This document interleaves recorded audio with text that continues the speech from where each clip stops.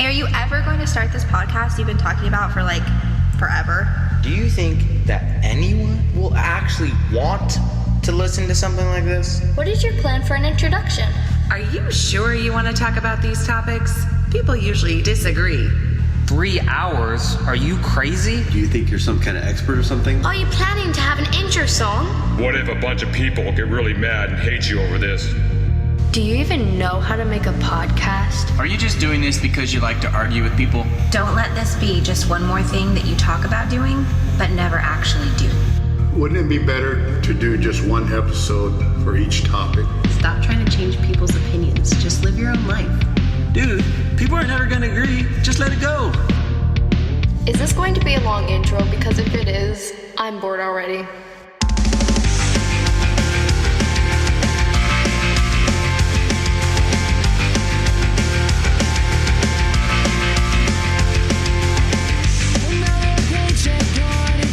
Welcome back to another episode of the Why Can't We Talk About That podcast. Well, today I have some bad news. There will be no rant before today's episode. I have had some people say that they are tired of my ranting. Some people felt the need to tell me that they really don't care what I have to say about these topics and that I should just get on with the episode. I know that most of you don't mind or maybe even enjoy my rants, but for the small minority of whiners out there who take issue with my rants, I will not be ranting today. This will be a completely rantless intro. I apologize to all of you that were hoping to hear a rant, but apparently I need to cater to these whining complainers for today. Why can't they just be content? Why do they need to complain? Or maybe they could just skip that part of the intro? Use the skip ahead 15 seconds button, you know? But nope, there will be no rant today. I am just not going to do it because of these complaining whiners, these sniveling babies. You may ask me to please rant for you, but it's just not going to happen. I'm sorry. I refuse to go on and on and on and on and on about some issue that these three people don't want to hear about. I am just going to leave the majority out in the cold in order to appease the minority, which, come to think of it, is kind of how the country is going right now anyway, right? And I think that... Wait. See that? I was almost sucked into starting to rant about something. See how I caught myself there? Because again, there will be no ranting today. None. Zero. Not gonna happen. I refuse to rant about these issues, even though they are extremely important, and I could be saving many, many people from a life of misery. All of these other people are going to be starving for a lack of rant, simply because you don't know how to use the skip ahead button, or the mute button, or just plug your ears, or just stop listening to the podcast altogether. It's all your fault that many people are now going to go through their week in pain and misery, longings unfulfilled, life's purpose discarded, all because you don't want to hear a rant. Your selfishness is sickening, to be honest. It really is. Do you even care about anyone but yourself? Do you ever think to set aside your petty ridiculousness and think about the needs of others? No, of course not. Because you are bratty, self-entitled babies. So just for you, there will be no rant today. I could go on, and I want to go on about how selfish these people are. But then that would be a rant, wouldn't it? What exactly makes something a rant, anyway? Does it need to be a certain length to be considered a rant? Does it need to contain a certain amount of a certain kind of content? I mean, is a speech considered a rant? Was the Gettysburg Address considered a rant? How about like a book on CD? If you listen to someone reading an entire novel, would that be considered a rant? Well, I sincerely hope that this doesn't at all qualify as a rant, because I'm not going to do one of those today. I don't want certain people to get upset about it. I'm greatly concerned that the We Hate Rants mob will come after me if I rant any longer. Okay, well, I guess I better get to the episode now. For the few of you that complained about the ranting, I hope you're happy with yourself. And to those who had to go without any kind of rant this week, I apologize. My guest this week is Frank Hayes. I have known Frank for many different reasons over the years, which you will hear about during the episode, but my first encounter with him is pretty funny, so I thought I would share it here as well. There used to be an awesome music store in my hometown called Record Outlet. Record Outlet was great because it had all the popular stuff that Warehouse and Sam Goody had, but also had a bunch of underground stuff that nobody else did. Anyway, I am probably about 13 or 14 at the time, and me and a friend of mine had gone down to the Record Outlet to get some underground hip-hop album that nobody else carried. If you follow this podcast, you know that at this stage in my life, I only listen to rap music. Guitar music, as I would call it, sucked. So anyway, my friend and I are looking through the CDs when we come across an album cover that looks, by my 14-year-old only listening to rap music, guitar music sucks mindset, to be evil. Looking back on it, I think it was an album by the band Cannibal Corpse. So anyway, I I show it to my friend and I say, "Hey man, look at that one. That's some Satan worshiper music right there." I thought that only my friend could hear me, but I was wrong, because I hear a voice say, "That's not Satan worshiper music." I look up to see the guy working the register looking right at me. He was a little intimidating and older than me, and he had a ponytail, which meant that he must have been one of those guitar music guys. I met his eyes, and he said it again, but this time with an addition. "That's not Satan worshiper music. I listen to that. Do I look like a Satan worshiper to you?"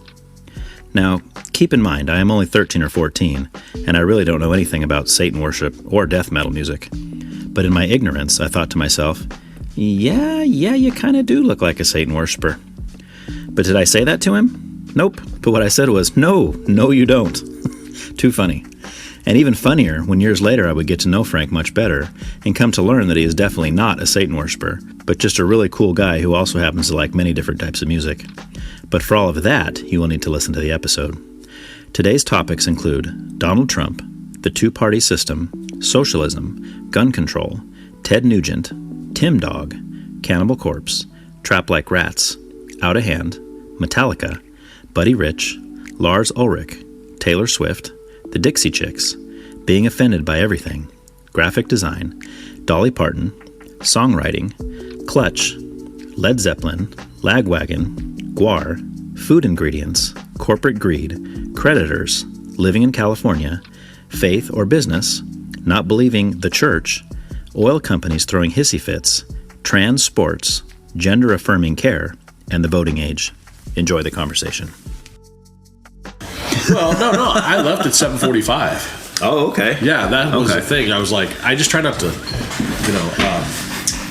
speed. Oh, yeah. So. Yeah. How long you been in Morro Bay? You been there a while? I know you weren't living there last time we talked, but of course that was, I can't remember last time we talked. I think when you were still working at Boo Boo's in AG. That was a long time ago. Yeah, that was a long time ago. At that point, I was living in 5 cities. I was still in 5 cities. Oh, okay. And then I moved to Los Osos after I got divorced. And then moved to just kind of moved from Los Osos to Morro Bay just because we were getting the house that we were living in. They wanted to renovate. Oh, okay. Which they needed to really bad. But they were, instead of renovating it, they were like, maybe we'll just sell it for an exorbitant amount of money. Yeah. And got it, too. Yeah. And then let someone else renovate it, right? After they pay for it. Yeah. Dude, when it would rain, so on the roof, it was a flat roof. On the roof, there was this piece of roofing that was flapped over. And when it would rain, it would just run down the back wall. Inside the house. And it's just mold city. Yeah. Actually. And we had little holes everywhere, like these little tiny holes. You could, if you sat, like in your front room by your door, you'd see this little tiny hole of light, and you're like, what? And we'd see, we had a whole family of mice living underneath. Oh my gosh. This cabinet, and found out the tiles underneath. So the carpet rotted out right here. And we were like, whatever, we're paying nothing, so we put a rug over it. Yeah. Then one of my friends came over and he's like, those are asbestos tiles on there. Oh no. That's all great. He's all, you're fine as long as you don't create any dust. Yeah. Just don't move too much over there, and you should. Yeah, just don't move up. And I was like, great. We thought about buying the place, and we went around and we had a guy inspect it. He goes, it's good. Yeah, this place is only worth about $200,000, and they were wanting $485,000. Wow. And they got it. Yeah, well, this market is, back, especially then, now it's starting to kind of creep down a little bit, but there was a time where people were just overbidding each other. There was bidding wars going on. It was crazy. People paying more than at the asking price. Like way more. I have a friend who sold their house for, I want to say like $80,000 more than what they were asking for, just because 2 people wanted it. And they just kept offering counteroffer, and he's like, okay. Just like, around, really? It's like, at a certain point, what do? You just go, yeah, I'll take it. Yeah. Right. Yeah, exactly. Or I know people that do the thing where they'll do like what do they call that? Like a letter. Like people will write a letter and say, it's like a sob story, right? It's like, oh, I have 4 kids and we're going to be out next month. And, and then the owner is a little more like, oh, let's help this guy out, And who knows if that's even true, right? It could be a total lie. Yeah, you never know. It kind of scares me, when people do stuff like that. 'Cause Right. You're like, what? Yeah. It's like getting hit up on so on Instagram recently, some dude from Africa hit me up. He's like, hey, I just wanted to say hi, and I saw your profile and just wanted to say hi. And I go, okay, well, here are the rules. We'll be friends, but you don't ask me for anything. Right. You don't ask me for money. You don't ask me for, to do things for you, and we're good. Yeah. Okay. There's a guy you never met. It's just some random guy. Just literally. He says he lives in Africa. Right. And his picture should look like it. Well, that's proof right there. I mean, there's no way you can doctor a photo or put someone else's picture up there. Exactly. And so that's why I told him straight. That's why I was like, look, I'm not going to refuse your friend's request or whatever. Right. But here are the ground rules. Yeah. I'm like, I won't put up with it. Right. And then all of a sudden, I got another guy from Africa. Oh. And I was like, interesting. And I laid out the ground rules for him too. And I was like, I don't care. I use my Instagram to promote my band or label or whatever I'm doing. Right. And so I told him, I go, okay, that's fine. And then a few months went by, and then he's like, oh, I really need your help. I'm all blocked. Nice. Yep. It's like, ain't gonna happen, dude. That's the end. Yeah. Yep. I had that even happen with a guy a guy I actually know, a friend of mine, personally knows the guy. So there was even a connection there. And it was some guy that I think he lived in Israel or something. I forgot where it was, but my friend actually knew this guy. And I said, hey man, what's up with this guy? He friend requested me and I see he's got a mutual friend with you. He goes, oh yeah, the guy's great. He's really cool. So I accepted the request. And then sure enough, it was like, oh, we really need help over here and all this kind of stuff. And I messaged my friend. I said, hey dude, this guy's asking for money and stuff. And he's like, yeah. He's like, but he's legit. I mean, he's really legit. I was like, I'm not doing this. It's just I don't. I feel bad. I really do, because if those people from Africa are really hurting, right? Because they are. Oh, sure. But I don't know that's what if I'm giving money to them, I don't know that it's going to them, right? Or some scammer. Yes. That was he was playing the long game with me, right? And I don't trust it. I don't. So I'm like, you can't these days. I mean, because how do you know? How can you really know? Though I really do, because I struggle all the time. Mm-hmm. But at the same time, my struggle isn't their struggle. My struggle is let's see, can I pay rent or pay a credit card this week? Their struggle is, can I eat? Right.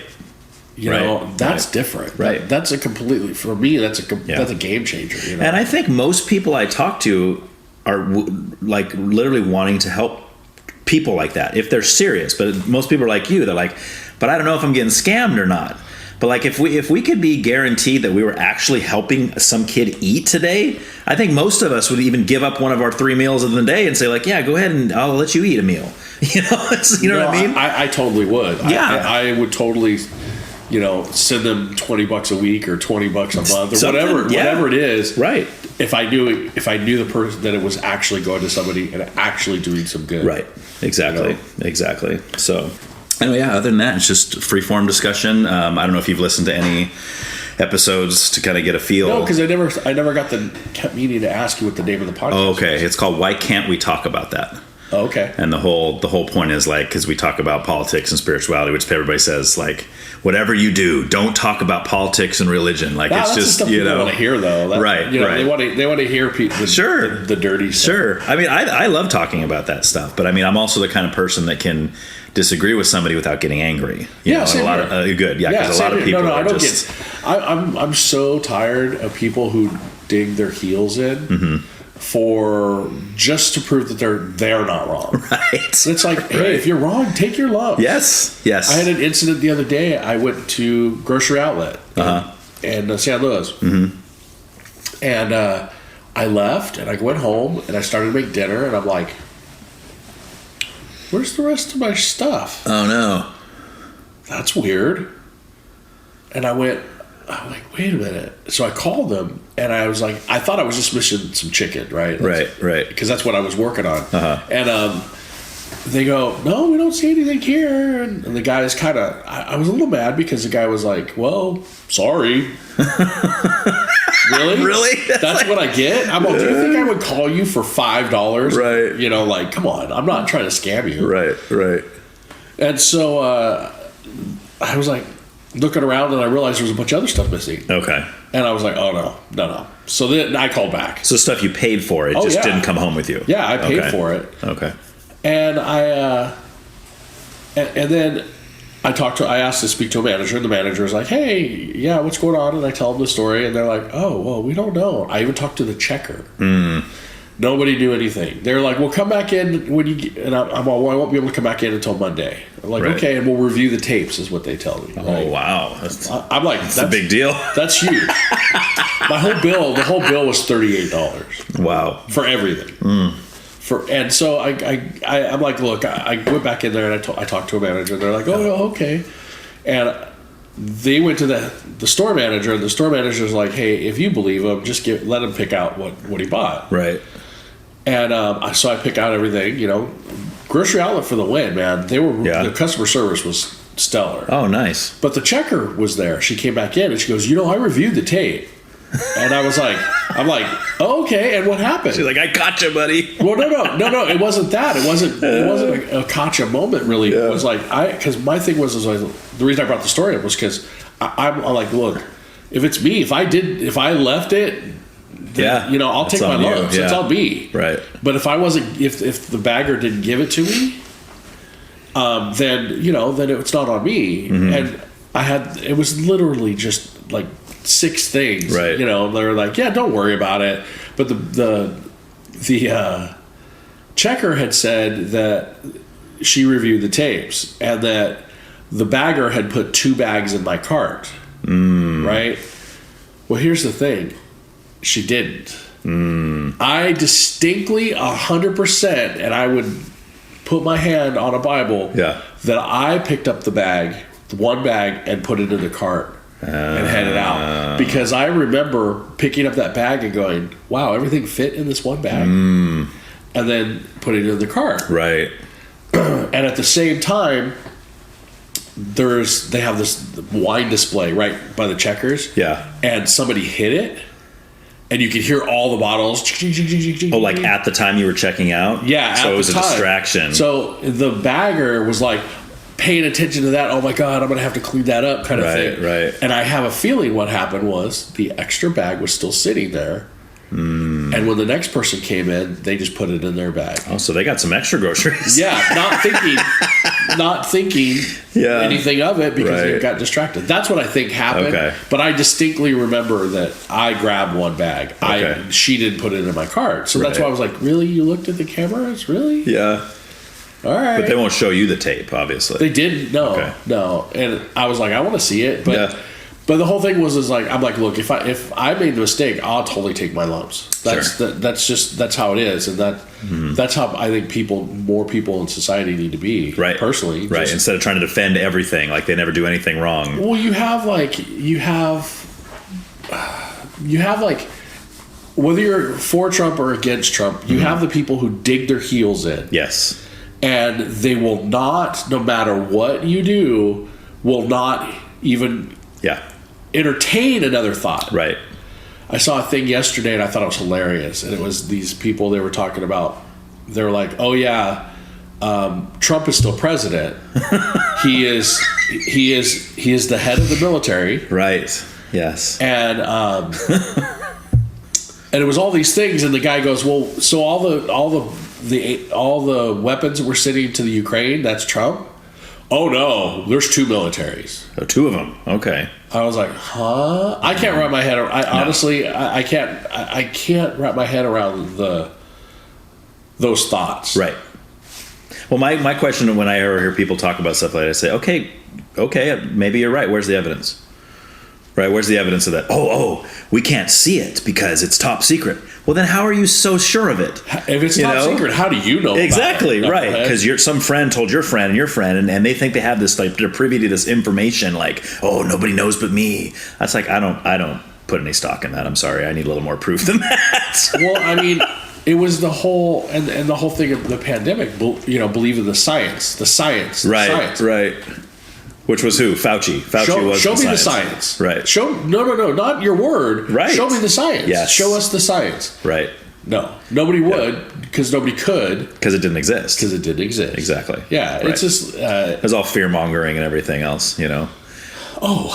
But why, right? Poor. That's the question, is like, why? Why are we fear-mongering? Why are we... Like, what's the benefit? Is it the pharmaceuticals that are cashing in on this? Or Well, you have your lobbyists that are getting paid. You have your people in Congress that are getting paid. They're getting paid to pass laws to push through the lobbyists their agenda or whatever it is. Mm-hmm. There's so much money. It's all about money, and it's all, you know. If the politicians didn't spend, you know, what is it? What did they figure out? 1/4 or maybe 2/3, I can't remember, of their time worrying about raising money to be reelected, they might actually get to do things, right? You know, and if they will work together, there's a female senator or congresswoman, I can't remember her name, but when she immediately went into office, when she was elected, she came out and said, "Hey, the first thing happened was there was a meeting with one of the other older congressmen, and they told me not to work with the other party." Oh, wow. And she's like, "I don't understand that." And it's like, it's a game. Yeah, it's so stupid. The whole thing is a game that they're just... Yeah. And that's kind of new, right? This polarization of the right and the left. I mean, I know it's always been a difference, of course, but I mean, now that what you just said, to me, is more of a new phenomenon. We don't want to do anything if it's what they want to do. Well, first of all, what's crazy is if you think about Republicans, Abraham Lincoln was Republican. Right. Right? Right. Democratic Republican. Well, I mean... we would say now, but... In today's, he would be considered a Democrat. Right. Just in his thought process. Sure. But, so that's why... That's the part that confuses me. I don't understand where the fundamental change came from. But the whole divide and conquer is what I feel like is going on, where you're made to want to fight the other party on purpose, and, you know, over trans or over abortions, right? Any of that stuff, because those things matter. Really, they might matter to some people for real, but in the grand scheme of things, that'll never affect you or I, right? I mean, maybe personally, if we have a daughter or something of that nature, but right. Us as people, it'll never affect us. Well, nor does it matter. Nor does it matter when they have the platform to get elected on those things. Nothing ever changes. I mean, I know Roe v. Wade just got overturned. That was the biggest thing to happen in forever with abortion. But it's like, for years, you'd have the conservative running. Oh, and I'm pro-life. I'm pro-life. Gets in office, does nothing about abortion. Yeah, like nothing changes. So I mean, but people vote on that. Oh, this guy's pro-life. I'm going to vote for him. Yeah, but he's not going to do anything about it when he gets in there anyway. Look at. I take it you're not a Trump guy. Okay, so yeah, let me tell you where I'm at. I'm not a Trump guy. I was going to say a minute ago, and you mentioned before about people that dig their heels on each side. I call those the always Trumpers and the never Trumpers, right? Yeah. He's either Jesus Christ or he's Satan, right? Like he's one or the other. I feel this way about Trump. I think he did a lot of good things for our country, policy wise. I think he had a lot of good ideas. I think he fixed a lot of things, but as a person, don't like him. I would never let him hang out with my family. I don't trust him in that way. I think he's a jerk. I think just his bedside manner, everything about him. I'm watching him going, okay, I like some of the things you're saying, but then at the switch of a flip of a switch, you turn into a 5-year-old. And you start saying like your mama jokes to the guy that you're. It's like, how old are you? Like he couldn't take criticism without saying, "Oh yeah, well your mama's fat." You know, it's like what? So that's kind of where I stand on him. There are things that I think that he did well, but I think that he set this country back 100 years. Okay. Easily. Like with policy wise, or like just because of just his picks for the Supreme Court. Oh, okay. You know, like okay. I'm not a Hillary Clinton fan by any means. No, I don't think anybody is. and I probably, if I had to say it, I would probably swing more that direction. Okay. However, I try to stay free thinking, Right. and not get gobbled up and into the politics of who's who and who's what. I don't like the fact that we have a two-party system. I think it's ridiculous. It is. I agree. And like, because you have people who are like the Christian right voting for Trump, who would, I can't even wrap my head around the fact that Christians would vote for a guy who isn't Christian. Right. Although he claims to be. Only to get their vote. Exactly. And they know that. I know. Well, I know that. I don't know if they know that, but I know I think a lot of them do. I think they overlook it because they feel like they have to vote for the Republican. You know, it's like, you know Abel Maldonado, right? Oh yeah. Is he still mayor here? No. Okay. No. Well, when I was here, when he was up for election for mayor, I voted for him. Yeah. He's a Republican. Right. I thought he was the best guy for the job. Sure. I don't care if you're Republican or Democrat. I don't either. Yes. If you are the best person for the job, then that's who I'm going to give my vote Exactly. to. But I don't care what gender you are. I don't care what your sexuality is. I don't care what you look like. How old. None of that matters. I want to know which person is going to do the best job in our government, in making our city better, making our state better, making our country whatever level. And I think that dude, honestly, from what I've seen anyway, I'm sure there's people who would say otherwise. For Santa Maria, I thought he did a pretty good job. Yeah. So, now would he make a good governor? I don't know. Right. You know, who knows? Right. Like, who knows what kind of morality skip he's gone through. Right. You know, like where he's kind of like, right. You know, not looking at the whole picture anymore, and just kind of looking. Yeah. And where here he kind of seemed like he was looking at the bigger picture. Right. Well, do you think that like almost the higher you get in government, like if you go from mayor, then you run for governor, and then you're even looking at a presidential bid like Newsom is, and it's almost like, to me, it seems like the higher you get in the government system, the less you can really say who you really are, because now it becomes a game of, well, if I say that, they're not going to vote for me, right? There's no honesty in it. Right. And there should be. It should be people just being open, honest about what they believe, what they want to do, and then let people choose the best person. Correct. But they're so hungry on, I got to win. Well, it's who has the most money wins, really. Exactly. And that's where the problem is. Right. If you got rid of the lobbyists, you got rid of, and you created campaign finance reform, and there was a public fund set up, and whatever that fund is, that's your money. Right. That is all the money you get. You know, it's like being in a band. Yeah. You get a payday, right? So you get a record deal. Now you have to choose wisely what you're going to do with that cash, right? To record the record or whatever you're going to do, and move on. Same with politics, where you have that X amount. Like, well, do I need to make signs to put in everybody's yard, or should I do digital marketing? Right. Whatever it is, that's your choice. But that's all the money you get. You can't take outside money from anybody else because you'll be like, oh, if I get elected, I'll do this for you. No, that crap has to stop. It does, yeah. I'm with you. On both sides, I don't care. Right.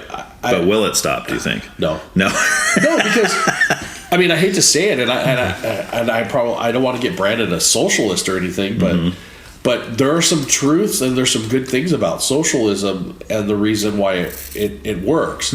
People take it too far, the meaning of it too far, and think that because that's Mother Russia, socialism. Right. No, that's dictatorship. With a socialistic view. Right. I think. Anyway. Right. But you take the people in this country, they're just so one-sided, and it's almost, I feel like it's so on purpose to keep us fighting each other so they can do whatever they want. Right. Because at the end of the day, whether which side you're on, we all want the same things. For the most part, right. Yeah. Yes. I mean, we all want, the life, liberty, and the pursuit of happiness. That's right. We want to live our lives and be left alone and treat everybody with kindness and just let me do my thing. I mean, there's a lot of things that are gray areas. I think the gun thing's kind of a gray area. I don't think people really need to have a whole armory full of firearms. No. But but at the same time, if they feel like they need it, why can't they have it? Right. as long as they're responsible about it. Well, because the other side would say, well, that's the reason why we have things like mass shootings and we have things going on is because of guns, right? And it's like, well, no, of all the people that have guns, it's a small minority of people that are doing that with guns, you know? And the thing is take away everybody's gun. Mm-hmm. Do you think the criminals are going to line up and go, here you go, yeah. I have like 16 guns, right? I'm going to give them up. Yes. No. Yes. They're criminals for a reason. Exactly. Which means we're going to be helpless with just the criminals having weapons. Correct. Yeah. And not only that, but I mean, you look at some of these people, they're going to use something else. They're going to use a knife. They're going to crash their car into people. They're going to do whatever they can do, you know? Did you see there's a video floating around of, from 4th of July. People are celebrating the 4th of July. Just this last 4th of July? Yeah. Wow. In Oakland. Okay. And there's a guy driving down the street, smashing windows, pulling personal things. Nobody stopped him. Nobody even tried. Wow. You know, I will say, if people were allowed to openly carry, mm-hmm. there would have been somebody that would have stopped that. Right. And that guy would have known that, and he might have thought twice about doing that. Correct. Exactly. But the police don't want that to happen for good reason, because it's harder for them to control it. Right. And I get it. It's just like with the legalization of marijuana and all these different things. There's a whole slew of other things they have to deal with. Right. But at the same token, you could police yourself. It's like having security. Why do you have security at a venue or a concert venue? Those aren't cops. They're not carrying guns, but why are they there? Right. Well, what do you think would happen if you had citizens that actually had carry permits? Right. You know, open carry permits. That guy might have thought twice about that, like you said. Mm-hmm. But the police aren't, on the other hand, the police aren't doing anything about it. They're too busy. Right. Oakland is a cesspool. Oh, Oakland's scary, man. I don't even like driving through Oakland. The last time I was there a couple of years ago, well, maybe last year or the year before, I went with a buddy to a baseball game. Mm-hmm. We went to an A's game. And I think we missed the exit the first time. And so we ended up driving around the ballpark. And, dude, the homeless encampments it's bad. surrounding the park. I mean, one whole lane was taken up with burned out RVs and tents, and it's like, I understand people, if they're homeless, they need a place to live. Sure. But is that the place? Right. If you're going to do that, let them live in the parking lot then. Right. You don't want, the A's don't want to be there anyway, so let them in the parking lot, and then the A's will be like, well, look, we can't have ball games because then they'll get to move somewhere else. That's what I would do. I would just open the gate and just be like, that's awesome. Yeah, that's a good idea. I mean, think about it. Like, I don't want to see the A's move to Las Vegas, right? Just because it's I forgot how my friend explained it to me, but it was perfect. It was like people, like their favorite team, taking them and moving them to someplace, like Vegas, isn't the way to keep fans. But it's a way to create money and revenue for Vegas, because people are like, well, I'm here, let's go see a game. Right. Work for the Raiders, right? So. Well, yeah, I guess so. I mean, have they won a game? Yeah. Well, no, I don't follow football. I clown because my friends are a bunch of my friends are Raiders fans. Yeah. Well, around here, right? It's like that's why I used to call it the Santa Maria Raiders, because it seemed like everybody. I think they have more fans here than they do in LA. Back then it was LA, but it's like they're just everywhere. It's Raiders fans. Yeah, Raiders. Hey, Raiders. I'm a Dodger fan, so I know the feeling. Okay, you're a baseball guy then. Oh yeah. Okay. I like baseball and MMA.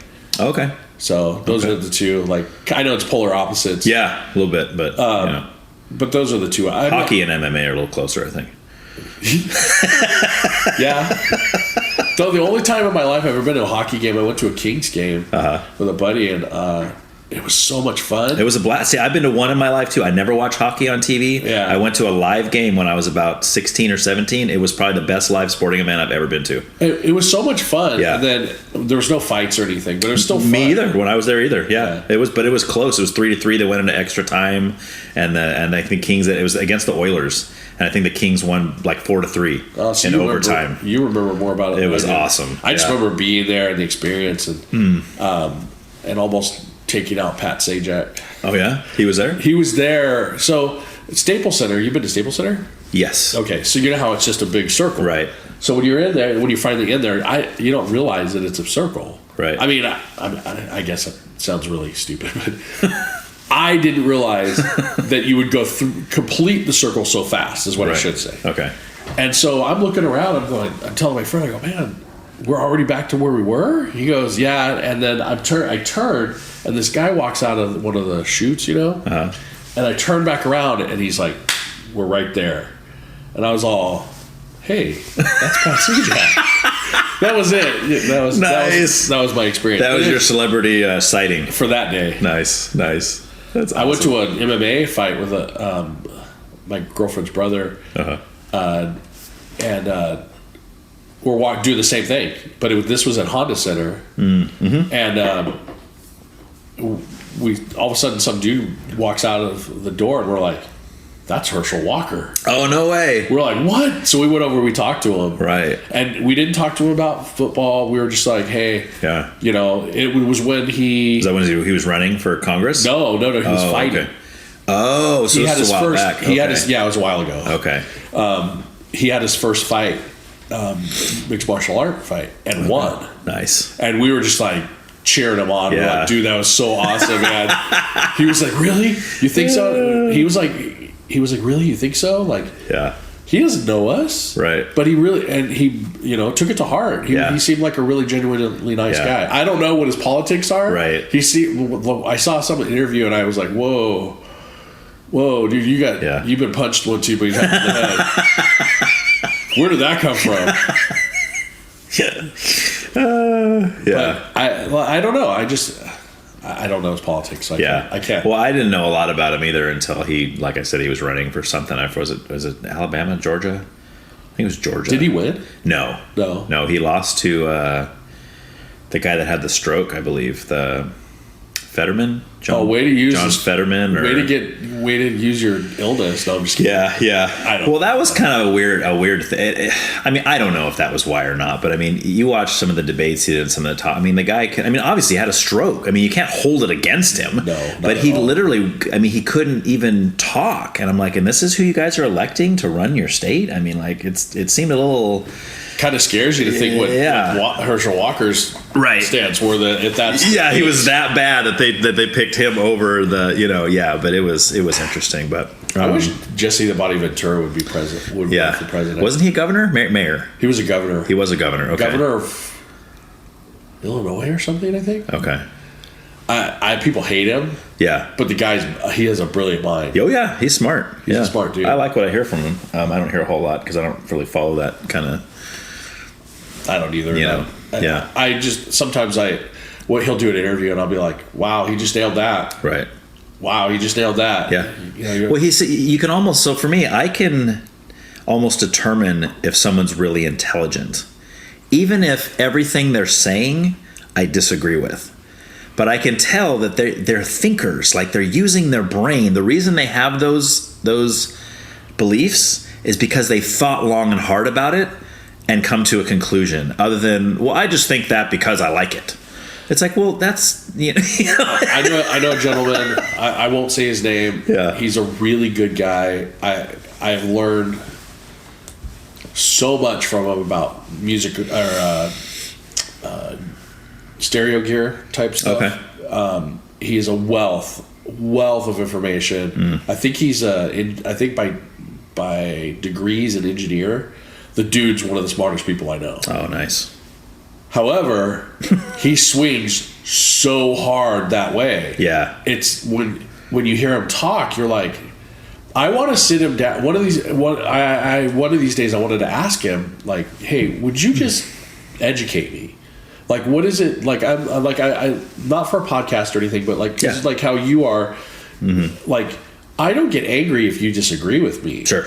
But I want to know where you're coming from. Exactly. Especially this guy, because he's so smart, and I respect him so much that I really want to know why he goes that direction, and why he goes that direction hard. Right. Right. And I haven't done it because I don't want to. I try to stay away from that kind of thing, like because I don't want to put him off. You know, I don't want him to think that I'm setting him up or. Well, you don't want to end friendships over stuff either. You know, it's like. In my book, it wouldn't to you, but you got to be careful because you don't know how they are. You know, yeah, exactly. And he's a really good guy. Like he's done nothing but like good, like good things for me. You know, he's helped me out with things, and he's a really good person. And, and he's a thinker. Oh, he's a thinker. Yeah, man. But so that's why I wonder that question. Yeah, you know, like totally. what is it that you see that I don't, you know, or you don't that I know. Like it's really funny. I'm going to bring this up because I know this is always a funny topic. But Ted Nugent. Okay. Yeah. Very conservative, right-leaning Ted Nugent. Ted Nugent is crazy. Yeah. There is no doubt about it. Listen to him for 5 minutes. And here's the problem, though. He'll say something so right on point. Yes. You're like, wow. Right. That was very insightful, and you're right on the money. I personally think you're right on the money on that. The next thing out of his mouth is something like, oh yeah, the aliens created lithium batteries, and they're actually mining them from Mars or something crazy, and you're like, dude, what happened? What just happened? Right. The script flipped so hard. Yeah. So I always wonder about people, like about especially like people I know, like what is it makes you go that direction so hard when you seem like such a smart person and such a free thinker, right? You know? Yeah, and that's always like and that's one of the things I love doing with this podcast is that's my whole thing. Like I think I said in the email that I support anybody's right to believe whatever they want. But I'm really curious as to the whys. Yeah. Right? That's what I'm interested in. Like you could say that. You could be Ted Nugent and say, I believe aliens created lithium batteries. I'd be like, okay. No, he didn't. Why do you believe that? He did not say that. Okay, right. I was just in case he listens to this someday. No, I just didn't want somebody to think that was an actual quote. Yeah. That was an actual quote. No. Right. He comes up with like crazy stuff. Yeah. Right. So. But that's and I would ask. I would say, well, why? And if they say something like, I just know, or, you know, it's a government conspiracy that not very many people know about, then I'm like, yeah, that's not evidence, dude. I love that. You know. I love that so much because it's like, if it's a government secret, right? How'd they let you on? Yes, secret? yeah. Like, why are you the chosen one? They're pretty good. I mean, have you seen Area 51? No. Yeah. Well, that's a secret too. Right.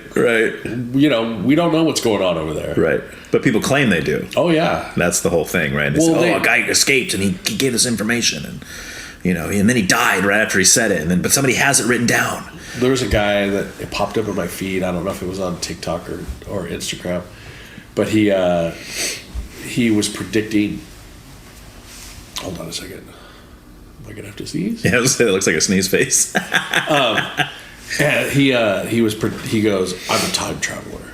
Ooh. I have traveled back from blah blah blah, and we're like, oh okay. And then he's like starts laying down all these predictions. You know, he's like, what did he say? The one that got me was like, Trump won't win, but neither will Biden. It'll be Michelle Obama. Ooh, there's a scary thought. And I was like, okay. Yeah. I could see her winning though. I can too. And I think she would win with a landslide because she's got two things going. Yep. She's a woman of color. That's right. Which is unfortunate that is such a deciding factor because, again, back to who's the best person for the job, I don't think people should not be elected because of those reasons, but I also don't think they should be elected because of those reasons. That should be irrelevant to me. You know? Yeah, but that's all people see. Well, it's identity politics, and that's something I think we need to get rid of. Like, I don't care if you're gay, straight, white, black, male, female. I really don't care. God forbid you're gay. Yeah, right. Well, yeah. I mean, can you imagine having a gay president? Right. Well, it might happen. You never know. I hope it does. Yeah. Because it doesn't matter. It doesn't mean you're not capable of... No, I'm with you. Absolutely. I think I would love to see a gay person or a woman be president just because of the empathy that people carry. Like, what is the... I'm trying to think of a line. When you have... It's from Captain America. Okay. Where It's when the German doctor is telling Rogers why he's picking him. Mm-hmm. He's like, because when you've come from nothing, you know the value of what you're getting. I love that whole scene. If you have something, you don't value it as much because you have it. It's yours. It's already there. Right.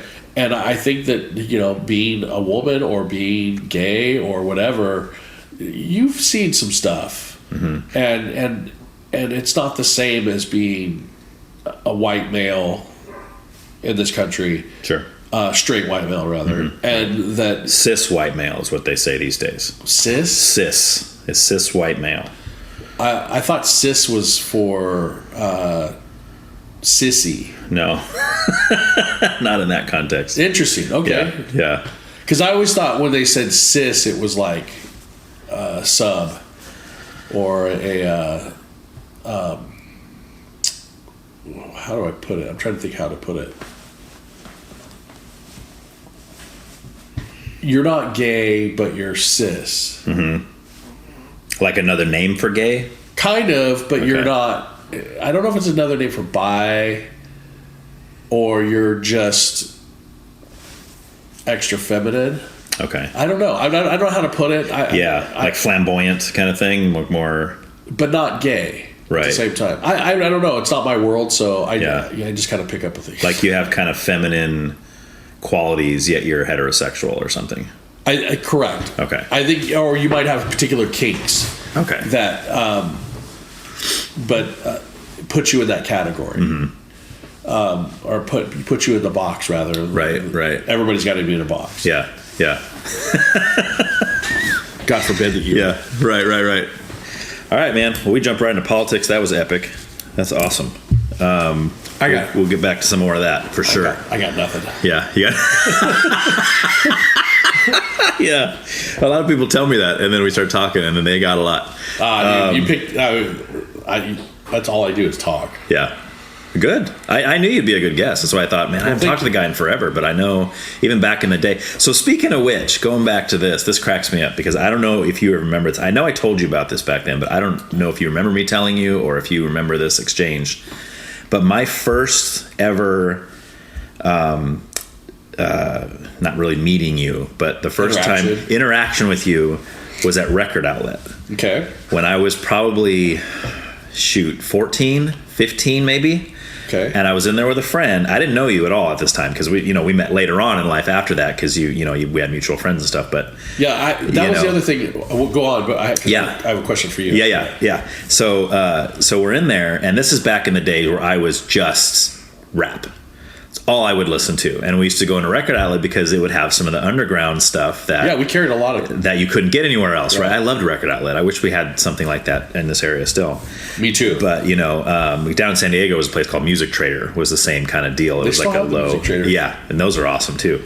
But anyway, so we're in there, and I think we were getting like I don't know if you remember Tim Dog. Yeah. He had a lot of disses against like Dre and he. Those are always fun. Railed on like a lot of the West Coast rappers and stuff. So of course we thought that was cool. So let's go get this Tim Dog. So anyway, we're in there and we were looking at an album and I want to say it was Cannibal Corpse. I'm not 100% on that, but I'm pretty sure it was Cannibal Corpse. Band I've never heard in my life at that time. And we were just looking at the cover and I told my friend, I said, man, see that's some Satan worshiper stuff right there. And then you said, and you're at the counter, right? I had no idea you were listening to us or anything. And you say, you said, that's not Satan worshiper music. You go, I listen to that. Do I look like a Satan worshiper to you? And you just like deadpan and staring me down. I'm like, no. I was like, oh my gosh, this guy's scary. Honestly, dude, I was, let's see. At that time... That was probably 93, 94, if I had to put a date on it. So I was 20, 21. Yeah. I didn't know nothing. I thought... It was funny because, you look back on those days. Yeah. I thought I knew a lot about music. Right. Just in general. Well, you came off like you did. Even when I met you at Boo Boo's, you did. Well, maybe you did then. I don't know, but I mean, I think I do, but at the same time, when I started a record outlet, I thought I knew a lot. I didn't know anything. Right. I did not. I learned quick, and luckily I had some. I learned quick to learn from the customers. Right. To learn what they're buying and why they're buying it, and it's smart, and to check it out. We had this customer. His name is Mr. Fredrickson. He's probably long since passed. Right. He was a very nice man. I think he was key. I think he came from education. I think he was a teacher of some kind or something. Okay. And he never really talked to me. I had long hair. Yeah. That's what I remember too. The ponytail. You had the ponytail back then. Oh yeah. The ponytail I should have cut because I never did anything with it. I remember when you did cut it because you started at Circuit City and you had to. Yeah. And I remember it was so weird to see you with short hair. I was like, dude, what happened to Frank? Well, look, now look. Oh wow, you're really short now. I shave it now. Nice. Yeah. Why mess with it? Yeah. Right. Right. And at a certain point, you're like, yeah. Oh yeah, the comb over is going to look real good. Oh yeah. But the Mr. Fredrickson was he was a nice guy, but he was never really friendly to me. Yeah. And that was just because I don't know if I wasn't friendly enough to him. I learned a lot back then of how to treat people and how to talk to people. And I apologize if I ever did anything to, because I don't remember those days or how you don't realize how impactful your relationship is with a customer when you work in a place for so long. Sure. Yeah. You just don't. Yeah. And did anyone else ever work there? Because I don't remember ever seeing anybody but you in that place. Yeah, we had other employees. Okay. My buddy Damien, I'm still friends with today. Okay. He worked there for a while. All right. This girl Margie used to work there during my tenure. Okay. Right. But you were there till the end, right? Yeah. Till they closed. Yeah. Okay. Elaine Healy was there. I miss that crew. I miss those people. They were great people. Yeah, that was probably a fun time, I bet. It was. 21, 22, that's a cool kind time of wild west. Right. A little bit because I was still trying to figure things out. Even though I thought I had them figured out. But that place was an interesting thing. But going back to Mr. Fredrickson,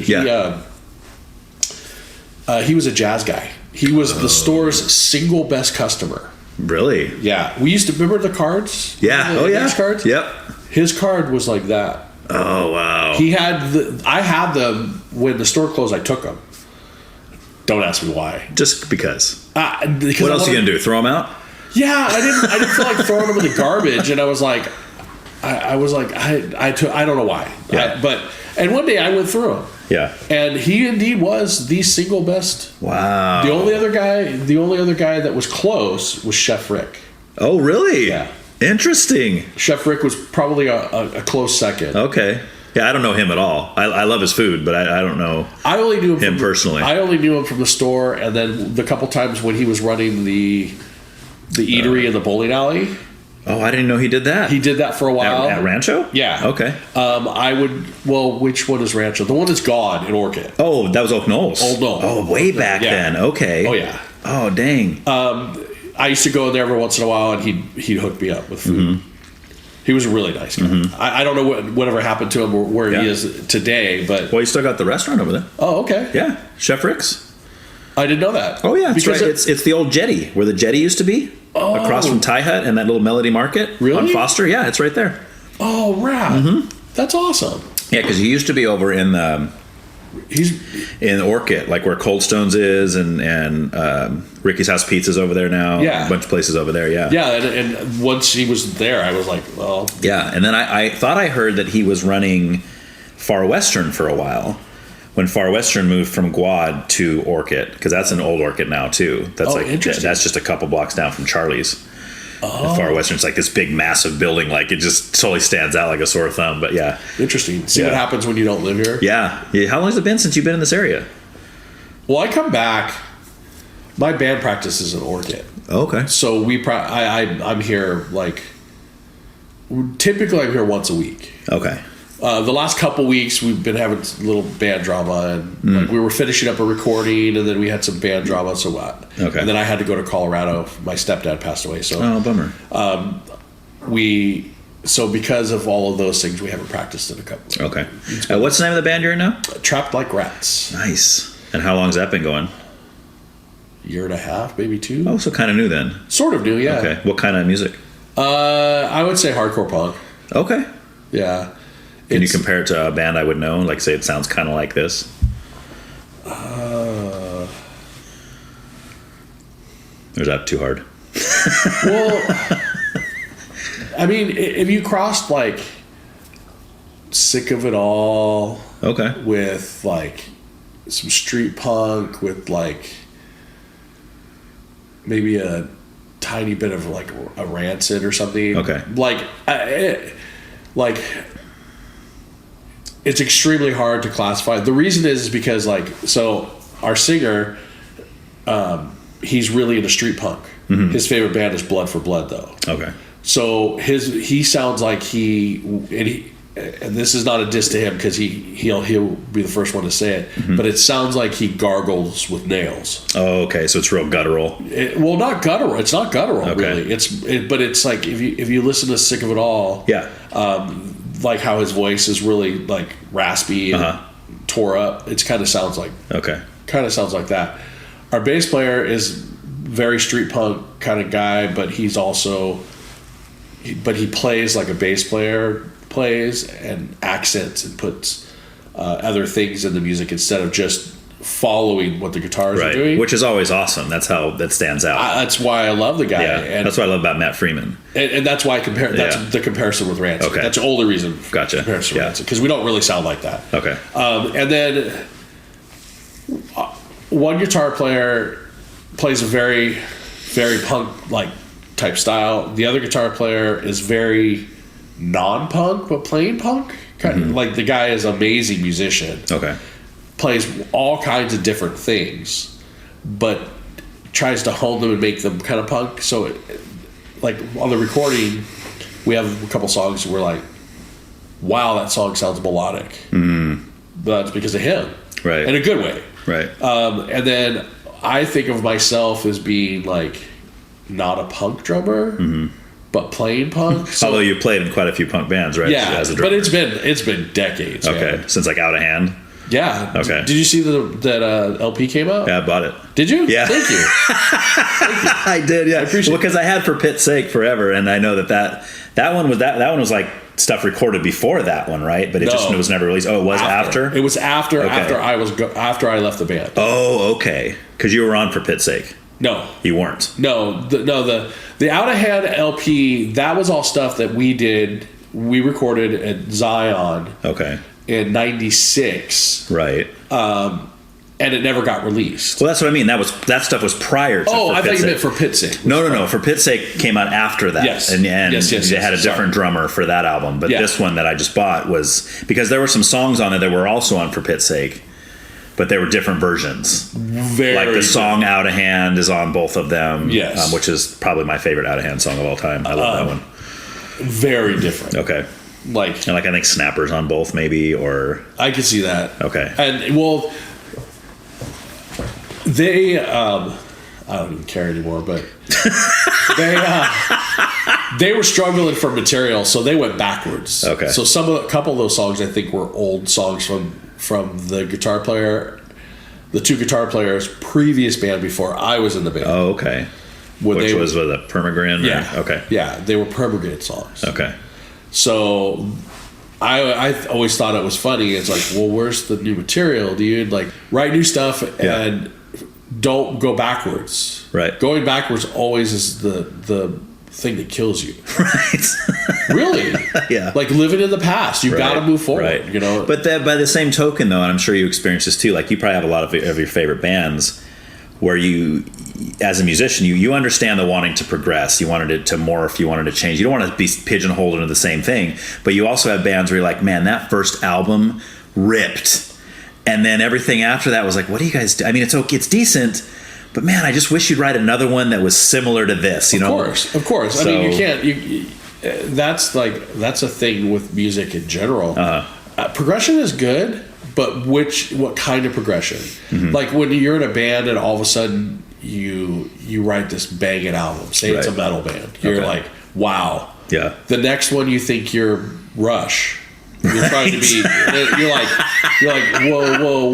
Yeah. Metallica is a perfect example of that. Okay. But what I think happens is when you're not hungry for it anymore, and the things that fuel you as a musician are being able to pay your rent and feeding yourself and how you're going to buy your next 12 pack. Right. All of that kind of stuff. When that is gone, when you can go shop at Gucci and you don't even have to even worry about how much money you just spent. Right. How can you make good music after that? Right. Now there are always exceptions to every rule, but when it comes to a band like Metallica, when your trademark is aggression, right? Your trademark is that fierceness.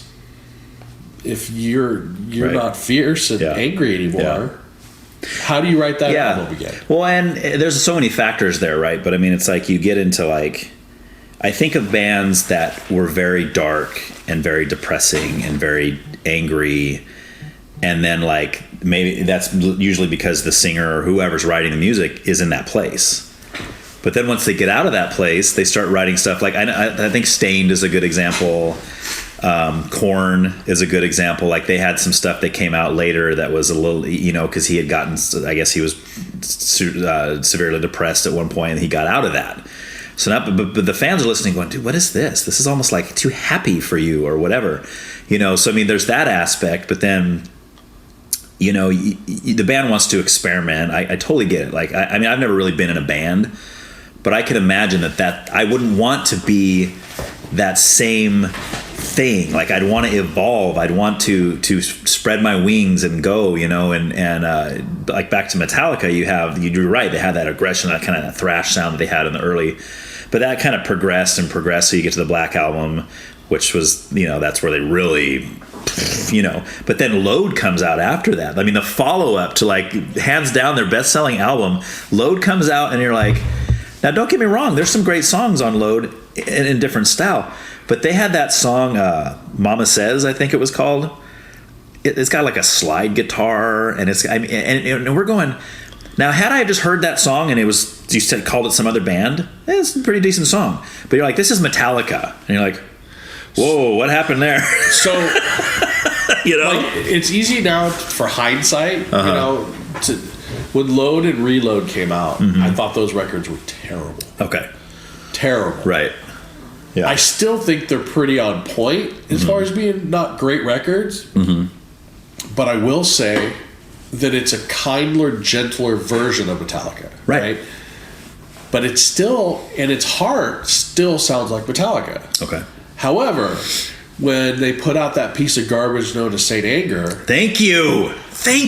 That record does not sound like Metallica. It's because of the vocals to me. They're brutal. And the snare drum is out of control. Yeah, it's just so different. It's just bad. But everything after that is somewhat decent, I think. Even the newest one is somewhat decent. I like the new record. Okay. And Death Magnetic had some shiny moments on it. Right. But for the most part, it's bad garage dad rock. Is what it is. Yeah. It's a bunch of guys now who think that they're trying so hard to live their past and be the face of the future at the same time, instead of just embracing what they did. Yes. And the biggest problem, and I'll take all the heat for this. Yeah. But Lars is not a good drummer anymore. He used to be innovative. He used to be. He thought outside the box. He did things differently. I mean, there aren't very many drummers in the world that you can point at and go, you changed the way people play drums. I think Lars, Dave Lombardo, obviously John Bonham, and there's a few others, but you can point to them and go, you changed the way people play. Right. You changed the way people looked at the drums and how they the guitar players could write to those. Right. Which is hard for a drummer to do, right? Because, I mean, drumming's pretty, you know... I mean, I'm not a drummer. You would know better than me. But, I mean, it seems like it's pretty... You're just kind of making a beat. You're doing... You know, but like you said, there's those innovators that do something different. Like, when everybody talks about John Bonham was like perfectly off timing sometimes, but in a beautiful way, to where it was like, how is he doing that? But it sounds awesome. It's unique. It's different, you know? Yeah, I think it depends on just like guitar players. There are certain guitar players that you can point to that you could say, like an Eddie Van Halen or a Jimi Hendrix, that you could point to and say, you definitely... Is it going to happen? Keeps hinting at you. I'm ready for it. I'm ready for this news. It happens. But it's going to be a good one when it finally comes out. Probably. But you know, you look at those guitar players and you can see the ones who changed the way people thought about the instrument. Right. You know, people don't realize that Eddie Van Halen was not only the guitar player that he was, but he was an inventor. He owns a whole bunch of patents on guitar gear that he created that people use. The same thing goes with certain drummers. You know, like there are drummers that are just above and beyond. I don't think anybody will ever be as good as Buddy Rich. Right. I think Buddy Rich is the pinnacle of drumming, period. I remember you telling me that a long time ago, and I was blown away by you saying that, because I'm like, oh, this is Frank's a punk rock guy. He's in the punk. Who's his favorite drummer? And I remember asking you, who's your favorite drummer? You said Buddy Rich. Yeah, he's one of them. I said, Buddy Rich. Isn't that like he's like, just like jazz stuff or like big band kind of thing or whatever you call that? But that was the thing about Mr. Fredericks. I asked him one day, I go, I want to learn about jazz, because that's what he bought. That's all he bought. Nice. He lit up like yeah. And he's like, do this, do this, do this. Nice. Okay. Nice. And then he would come in and ask me, what would you think? You know? And that was how I got on a path to jazz. Okay. But going back to the Metallica, I just wanted to finish that thought. Yeah. But going back to Metallica, the proof is that you see these videos where, like, they're in the rehearsal space, Metallica is, and Lars can't remember how to play a song. He's more worried about his art collection than he is about his instrument. He's almost over it. And, you know, and I guess it's easy for me to say because I haven't done it. I haven't been there. I haven't done that for 40 years or whatever. Right. But I also have been playing my whole life, and I'm nowhere near the level that he's at still. But you can still see the level that he could be at. Right. He could be the guy. Yeah. You know, if he had to just. You know, like half of the songs I think would have been better songs if it hadn't been for Lars, like the stuff on the newer records. He's not pushing the envelope at any point in time and I think that holds back James and Kurt at the same time, where they can't like push the envelope any. Right. So they have to sit back in this box and be like, okay, well, here's yeah. You know. The proof, though, to me was when I saw a video of Dave Lombardo and the late Joey Jordison from Slipknot. Okay. It's on YouTube. It's Dave Lombardo, Joey Jordison, Download Festival, Metallica. Okay. So Lars apparently was sick for that particular gig, and so Dave takes on some of the songs and Joey takes on some of the songs. Seeing those guys play with Metallica, you're like, holy crap, that's what Metallica should sound like today. Right. You're like, holy crap. Yeah. You don't realize it. You just, because it's Metallica. You're just like, okay, sit back in the pocket. Blah, blah. Right. But when you see like somebody kind of like giving them a little, and you're like, they like resurrected them. Boom. You know, it blew my mind. Wow. And around what era was that? Like, when was that? What album of Metallica had just come out, or was the recent one? I think it might be between Saint Anger and Death Magnetic. Okay. So it's not that old. Right. But, you know, time flies. Yeah. That was what, 2017, I think? 2016, I think? Yeah. Maybe? Something like that. I might be wrong there. Something like that. Okay. I used to be really good at knowing when things came out and dates. I'm not. I'm really good at pretending I'm good at it. That's all right. Let's throw it down. It wasn't that like 2012? Yeah, I think so. And I would have said yes. Yeah. Just because I'm always like, I don't know. I can't remember like the date, the exact time or date when that happened. And sometimes I'll guess and I'll get it right. But yeah. It's a guessing game. So what's your, do you have a favorite Metallica album? Like, could you pick one? Everyone picks Master of Puppets. I think for the most part, I would probably go with Ride the Lightning. Okay. Yeah. And I think the reason that I like Ride the Lightning the most is because as a kid, I had a cousin who is responsible for the way I am today. As far as like, he's the one that turned me on to music. Okay. And I was into music, but not the same. You know, I had a bunch of 8-tracks. Nice. That's how old I am. That's how old you are. Yeah. But I had Kiss 8-tracks, and I had an AC/DC 8-track. Nice. And then I used to play that along with my Kenny Rogers and Gambler 8-track. There you go. Those are so similar. You know, I mean, I know, right? When I think AC/DC and Kenny Rogers, I mean, those two are like hand in hand. When you're, 6 or 7, that's what's been given to you. Right. But I had Kiss Alive 2, and I think it was 2, and then Kiss Rock and Roll Over. Okay. And so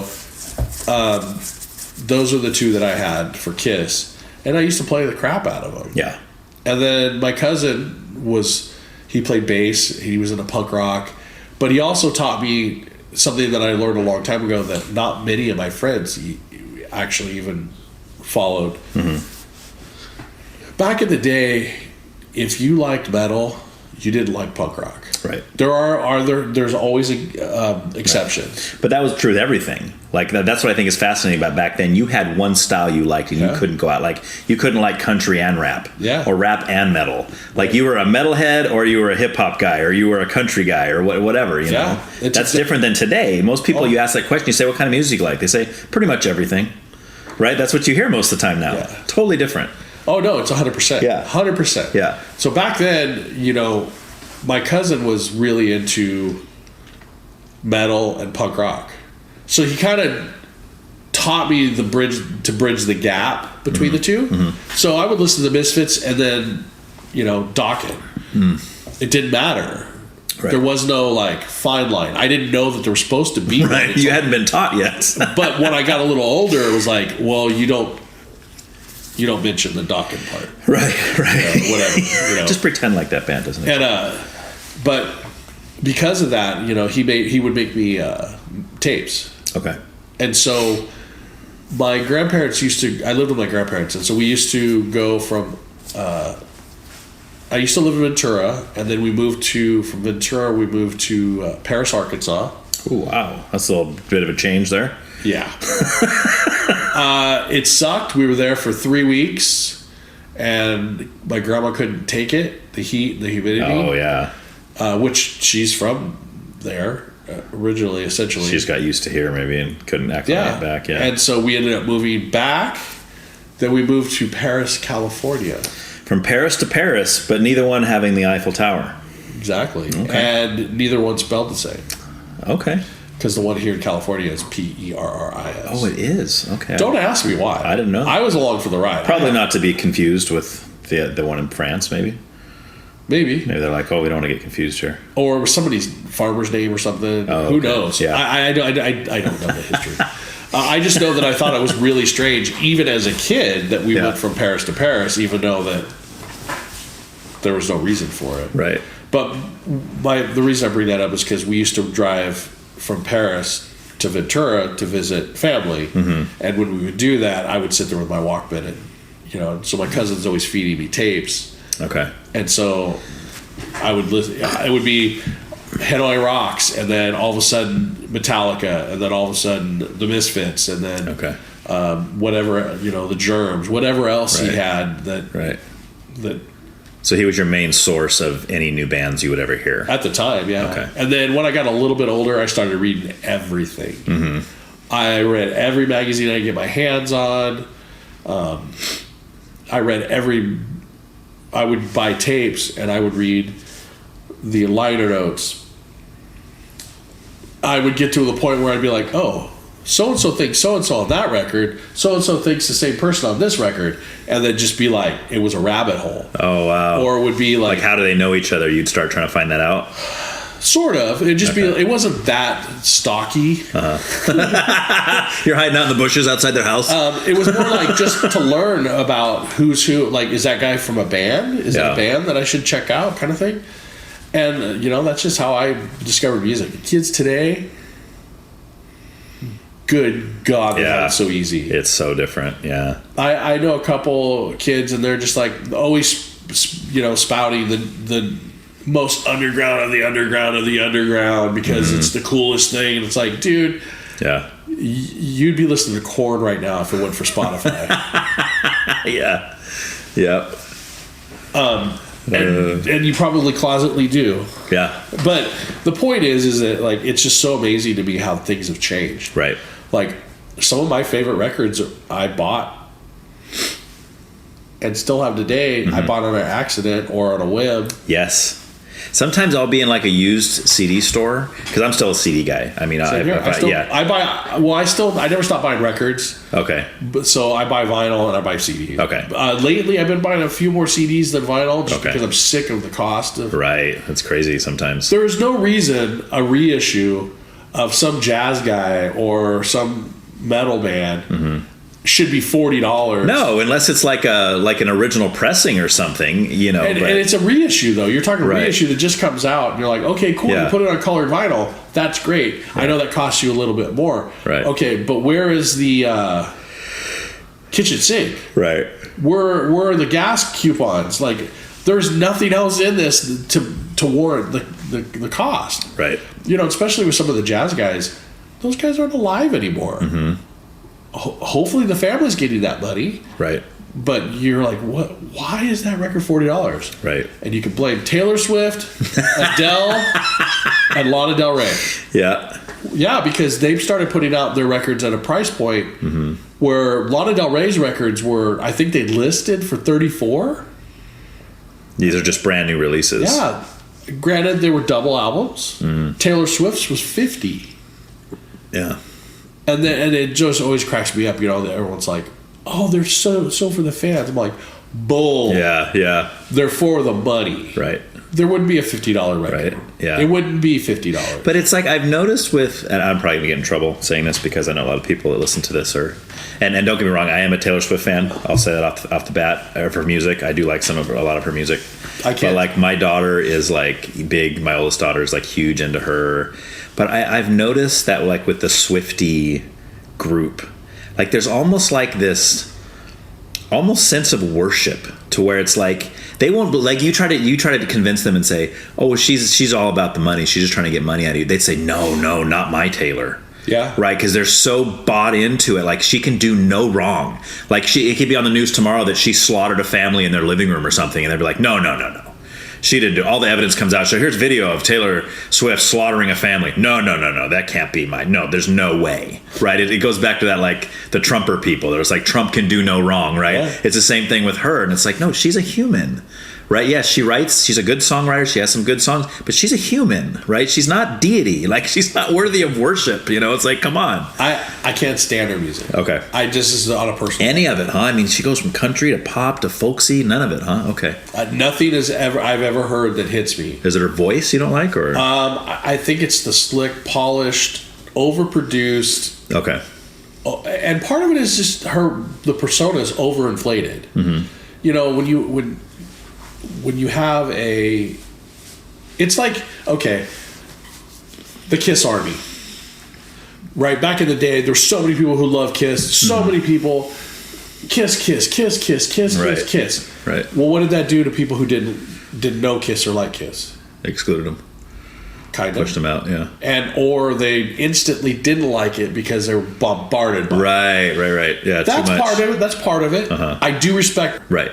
Like she does it her way, and you cannot. No matter what, you can't mess with that. The fact that she writes her own songs. That's what I appreciate. Plays an instrument. Yes. I no matter knocking her music because I don't like it, that's one thing. But you can't take anything else away from her. Right. Because she has done that herself. Yeah, because a lot of singers, her style right now, they don't write their own music, nor do they play their own instruments or anything. Part of that, though, is the industry. Mm-hmm. With the country industry, it's a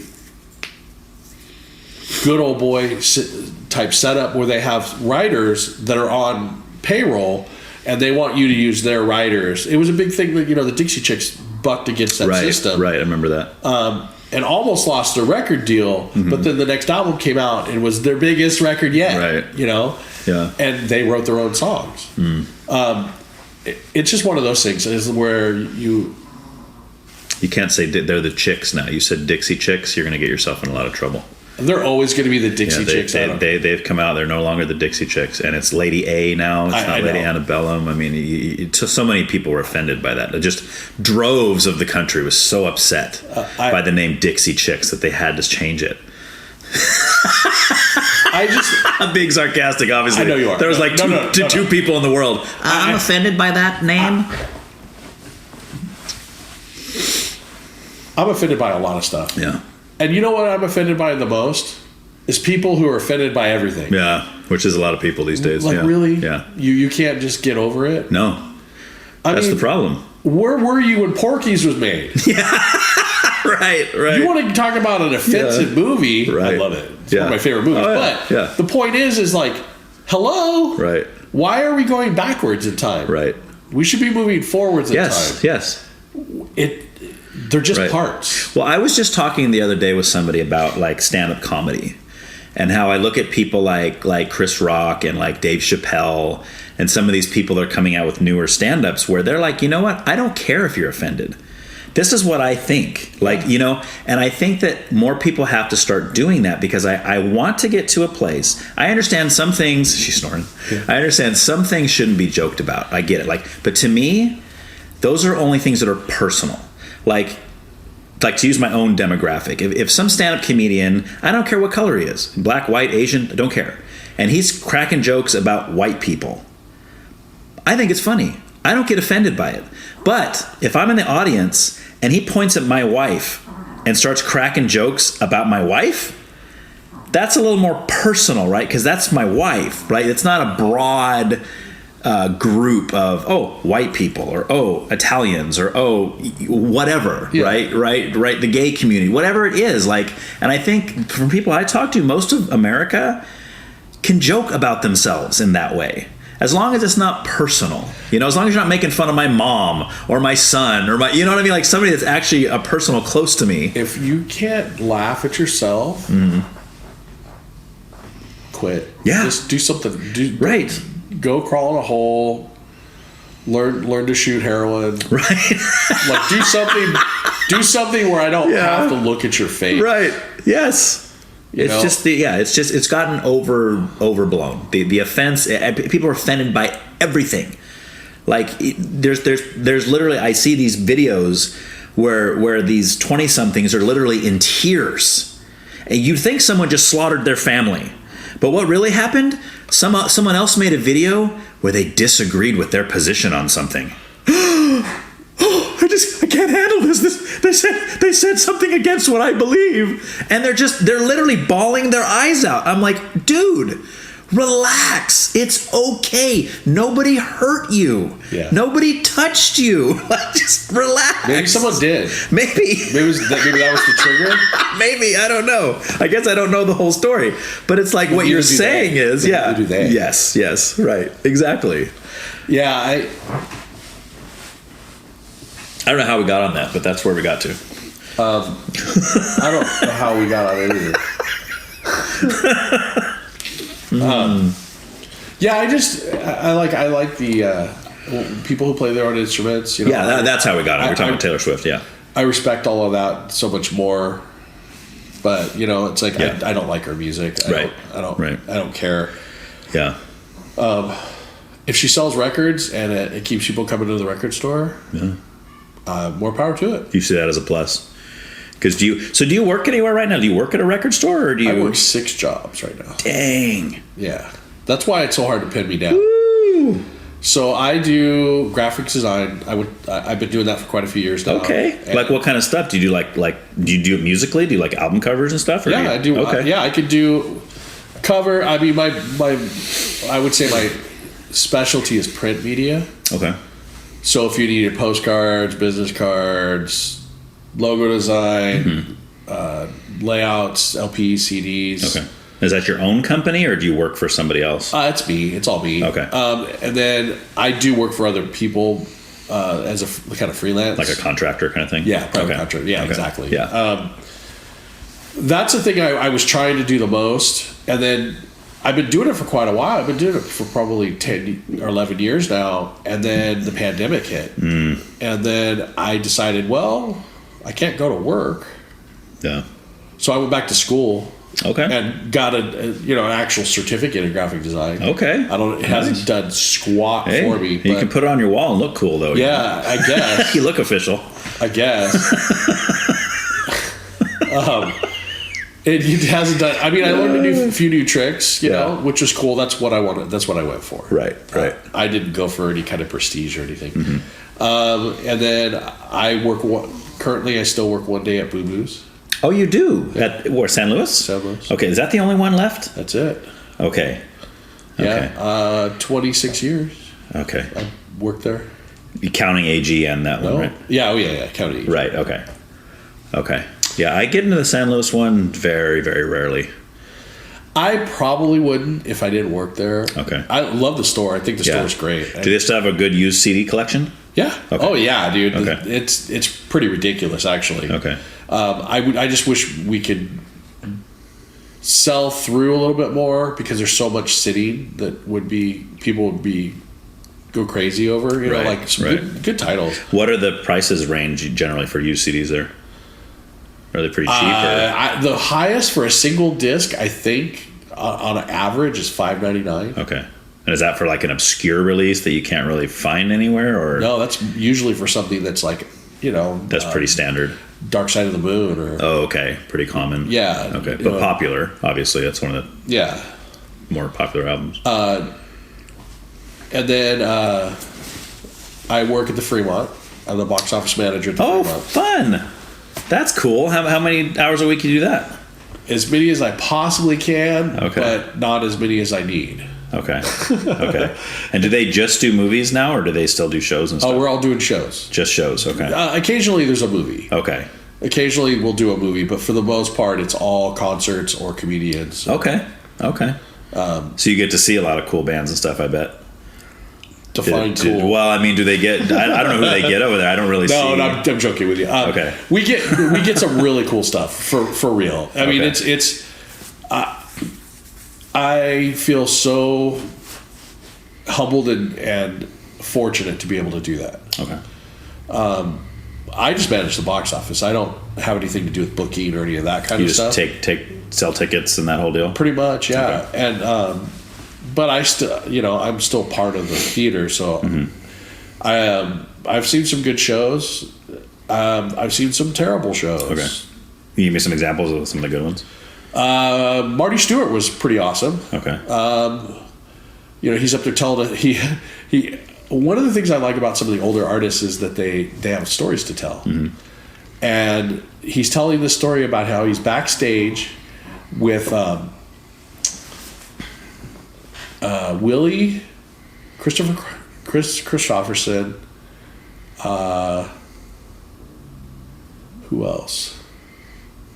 I'll say you're kind of naming off with the Highwayman, or you got Johnny Cash, you got no Johnny Waylon Cash. Jennings.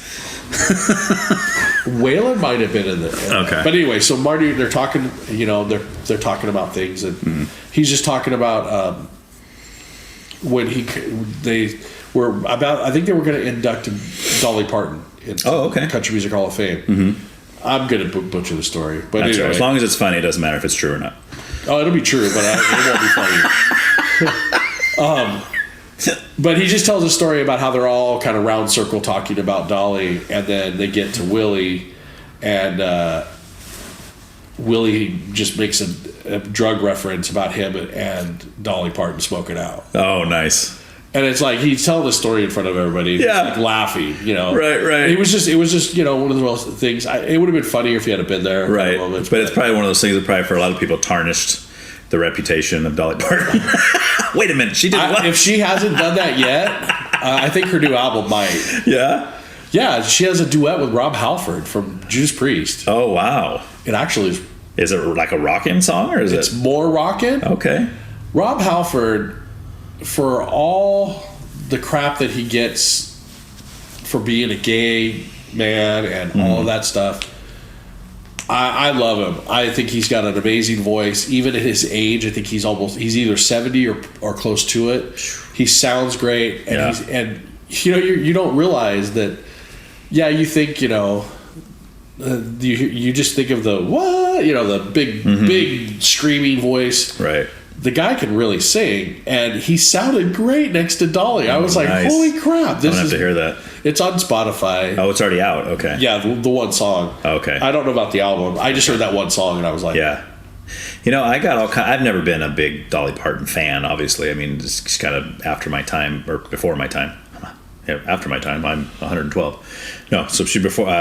But we went to. We were thinking about moving to Tennessee at one point, and so we took a trip. We drove to Tennessee, and we were over there. And we went to Dollywood.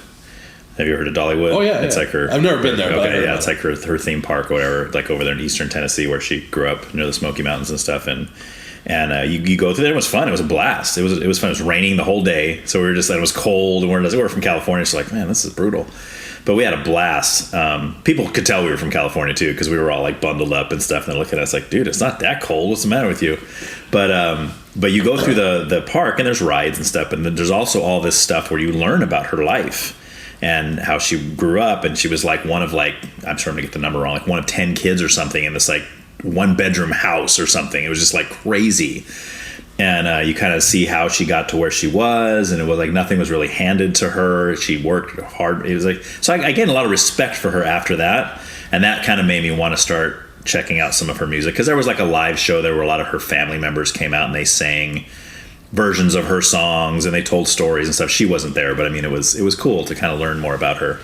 Well, you have if you think about Dolly as an artist, I think what throws people off is the twang. Right. It's yes. the twang. Right. They're not listening to the words. They're not listening to the song structure. They're listening to the drawl and the twang. Right. And it's like, that's what she's from. However, she's an amazing songwriter. Right. I mean, look at Whitney Houston. Yes, I was just going to say, because she's written songs for lots of other people too. I mean, I know she sung that one first. That was her song. Right, that was a cover. And it was a cover, but wow. Yeah. Jolene. Yeah. Good Lord. Yeah, another good one. She's got a lot, know. And it's funny, she thinks of herself as a songwriter first. And more power to her, man. Right. Like, well, I mean, that goes back to the Taylor Swift, what we were saying about Taylor Swift. But I mean, like, to me, I always respect that more than a good voice. Because, I mean, having a good voice is awesome, too, don't get me wrong, but you're almost kind of born with that. Like, people just start singing, and it's like, you just sound good when you sing. How do you do that? I don't know. I've just always been this way. Yeah. But to actually write songs that are hit songs and that are good songs, I appreciate. And I have 2 of my 4 kids are very, very musically. My older son has albums out and stuff. I mean, not like... They're self-produced and stuff, but still. But he's writing his own stuff, and he's gone anywhere from... He's now 21. But he's gone from, his first album was very acoustic driven kind of stuff, and then he went kind of in a hip hop direction, which is really cool, some of the stuff on there, and then he went kind of to an EDM kind of thing on his 3rd album, and but he's writing all his own stuff, which I think is cool. And my younger daughter, who's now, how old is he again? He's 21. 21. Yeah. How old are you? I'm 45. 45? Yeah. My stepdaughter is 21, or gonna be 21. Oh, okay. So I'm like, yeah, I can't even wrap my head around it. Yeah, it's crazy. Well, our oldest is going to be 25. So our oldest daughter's married now, living down in Whittier. So she's down there working. She works with autistic children, and that's awesome. Yeah, she went to school, got her degree in psychology. So she's doing well down there. My older son is 21, just moved back here. He's with us now. He was living down in Corona for a while. He had a girlfriend down there, so he moved down there for a while. He's working at Home Depot and still trying to work on his music in his spare time, which he's still doing now. He's putting stuff out when he can, and it's his passion, which I love, and we try to encourage that. But at the same time, it's like, well, you got to do something else too, because I mean, you know the deal, right? Like if you could make a living on nothing but music, I'm sure that's what you would do, right? Obviously, that's your passion, you love it. But honestly, I don't know. No, okay. I only say that now because of the whole. You're good. Just looking back and thinking about how hard it is, and how like it's a hustle. Mm-hmm. I already hustle enough. Mm-hmm. You know what I mean? Like with all of my jobs and everything. Right. And so, yeah, I don't know that I'd want to do it. Like in hindsight, mm-hmm. like there was a time that I would have done anything for it. Right. Just about. Right. And now that you're older, you see it a little differently. Yeah, I see it a lot differently. Okay. I'm tired of the struggle. I'm tired of struggling as it is. Right. You know, right. With finances, and like I'll be honest with you, during the pandemic was the time I had the most money I've ever had in my life in the bank. Oh, okay. Because you were busier with your jobs, or I was getting my unemployment, and then I had all my jobs were done. I stopped because the graphic design is mostly all music related, right? Okay. That's gotta no be shows. Fun. That's gotta be so fun, though. It is. I love it. Yeah. I that's why I keep checking my phone, is because we have a program that we use for. I'm sure there's 100 of them. Every time there's a new job listed or a new show listed, mm-hmm. they add me to it so that I know that there's an ad mat or art coming to do. So I always have to check to make sure where I'm at. But so do you covers of like local bands or like just any bands? I'll do anything. Okay. Yeah, I'll do anything. Have you done any that I would know? Like, would you like any album covers I would recognize? Or have you heard the band Unfinished Business? No. That's pretty much it. Most of the stuff. So I used to work for an independent record label, death metal label. Okay. Called Unique Leader. Okay. And I worked there for 11 years. Okay. And as a graphic artist? Yeah, or designer. Designer, okay. I'm not a graphic artist. Okay. I leave that to the guys who are talented. Okay. I wouldn't even know the difference. What's the difference? I mean, there might be a difference on paper, but for me, a difference is a graphic artist is somebody who creates the art. Oh, okay. So what you do is somebody comes to you with this already done art, and you form it into something like graphically. Correct. Okay. Correct. Okay. However, I can do my own stuff as well. Like if you need logo designs, like mm-hmm. that kind of stuff, I can do all of that kind of stuff. But as far as I don't draw. Okay. That aspect of it, I don't have the talent. I just don't, mm-hmm. and I know I don't. Right. So I don't try to push it. Mm-hmm. But like when I was working for Unique Leader, like there's a schedule, so you're always like, and you have your, the art shows up, maybe a band logo.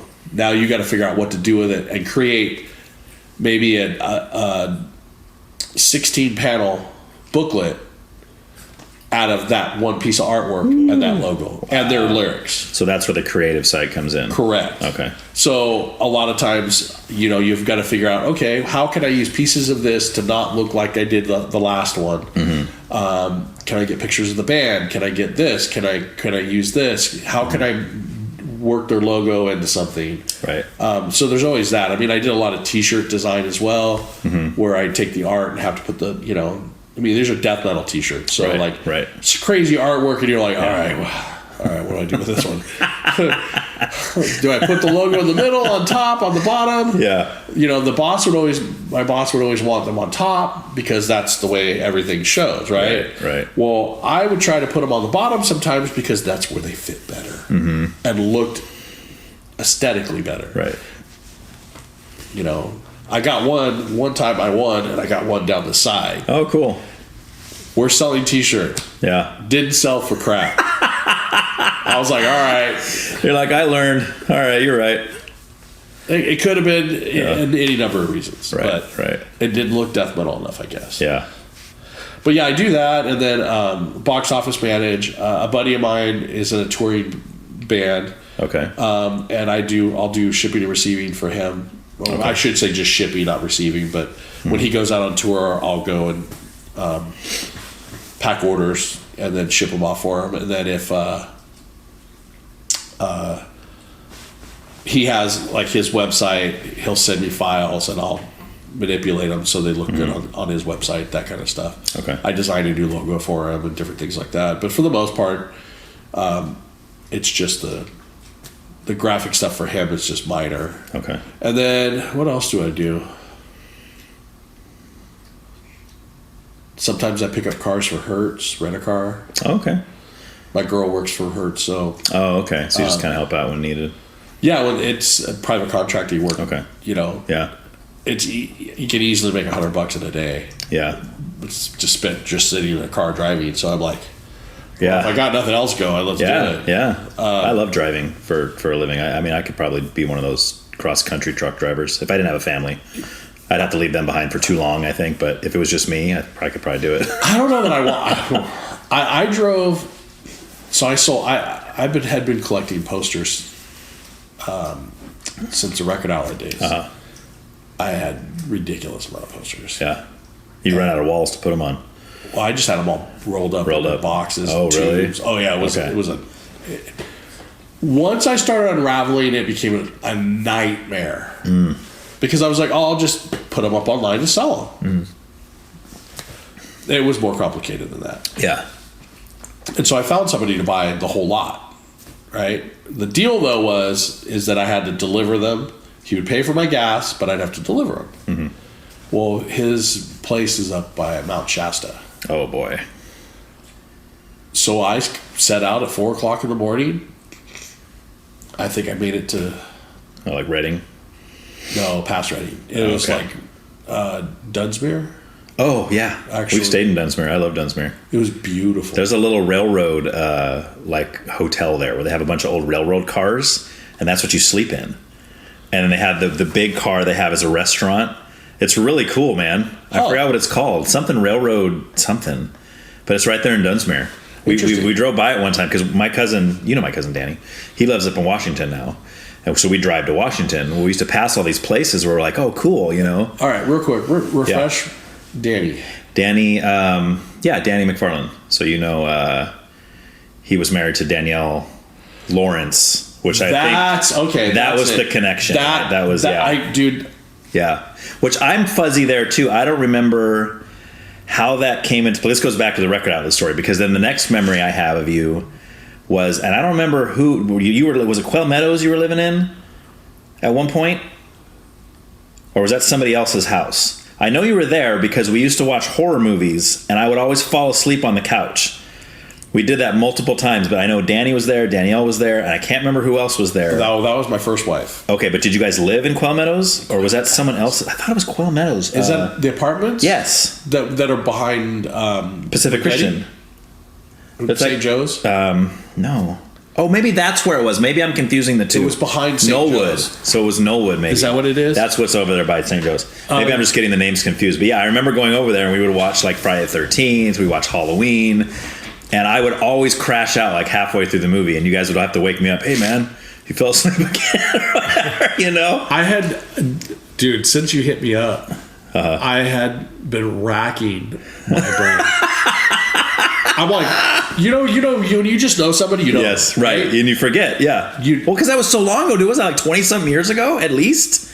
That was forever ago, dude. It's probably closer to 30. Okay, yeah. Oh, it might have been. You're right, because I don't even think I was 18 yet when I was falling asleep over there. Yeah. And I'm 45 now, so yeah. Dang, dude. See, I mean, I get it. I didn't know all the details either. I just had those things, and I knew that you were connected somehow to Danielle. Because it was. So Danielle and my ex-wife, yes, Angie, are friends. That's right. Friends, best friends, and they worked together at Rite Aid, which was, or rather, it was Payless. Okay, and Angie was a pharmacist at one point, right? Well, she was a clerk at first. Okay, and then she was. I would go in there every single day. Okay. Working at a record outlet, I would go there every single day and buy a soda or snacks or something. Right. And then I got a crush on her. Okay. I started developing a crush on her. Did you know either one of them at that point? Nah, not no. at all. So you met Angie first. I think I met Danielle first, Okay. actually. Okay. But, yeah, and that's how we kind of started becoming friends. Okay. And then I think I finally got up. Don't know how I pulled this off, but I finally got the nerve to ask her out. And then, yeah, the rest was Yeah. And how long were you guys married? 6 months. Oh, is that all? Yeah, it was bad. That was quick. I remember you had a Halloween party at your house out in the middle of the boonies somewhere. Was it Napomo, maybe? Yeah, I lived in Napomo. Okay, and I remember, this is, again, vague memories, but it was a dress-up party. I think it was, I don't know if it was on Halloween or it was around Halloween. It was pretty But it was close to also it. her birthday, I think, or something. Well, it was because you got her a Dalmatian. Yep. And I remember you had somebody show up dressed as Cruella de Vil, and you put the song on. These are just the memories I have. And I remember my wife was pregnant at the time, and she wore a cow costume. And she was like way pregnant, right? So the udders were like pushed out where her belly was. I totally forgot about that. Yeah. So I that's another memory I have. That's awesome. Hey, they're good memories at least. Yeah. That was a weird night because I remember one of my friends that I worked with, this dude named Wes, amazing dude. His girlfriend at the time, were they married yet? I don't know if they were married yet. She was a little, I don't want to be mean because she was a sweetheart, but she was a little slow on the intake, you know, on certain things. Sure. And so she showed up and she goes up to Angie and goes, "Did you get your puppy yet?" Oh no! Like before it showed up. Oh no! She's like, "What are you talking?" I would have been mortified, dude. I was. I was so like, "Oh no!" Because I'm huge on surprises, man. If everybody ruins it for me, I'm so devastated. Yeah, same here. And so there was that out of that night. I remember, and then I remember when she showed up, when her sister showed up with the puppy, and how. Just she was like, "Oh my god," you know, kind of thing. And then she's like, "Oh well, that's why that." But she didn't even think about it, right? She thought she just assumed that she was just saying whatever's. Yeah. Well, that's good. That worked in your favor. It's funny because the two things I remember from that night were that, and then somebody melted my barbecue. Oh no way! Like trying to cook something on it, or no? What they did was they put big logs in a charcoal barbecue, like as a fire pit. Yeah, and then I never noticed. Oh gosh! I remember there being a fire in there, but I remember like the next day the whole thing had like sunk down, and it was like cockeyed, and one of the legs was all melted, and like no, yeah, wow, yeah, I remember that, and the other thing I remember about that night is there was another guy I knew from high school, and I forget his name now. But I want to say he was in a band with you at the time, and he was the singer, and it was kind of guttural. And he had said he was telling somebody else, "Hey, come check this out." And you guys actually played a song in the back room or something, and he was trying to show him the vocals or something. Do you remember who I'm talking about? I probably know if I heard his name. I can picture his face. I think he was my age. He's just like kind of taller guy, like brown hair, white guy. I don't know what else to say. I don't remember his name though. He's my age, I believe. I think he graduated the same year as me.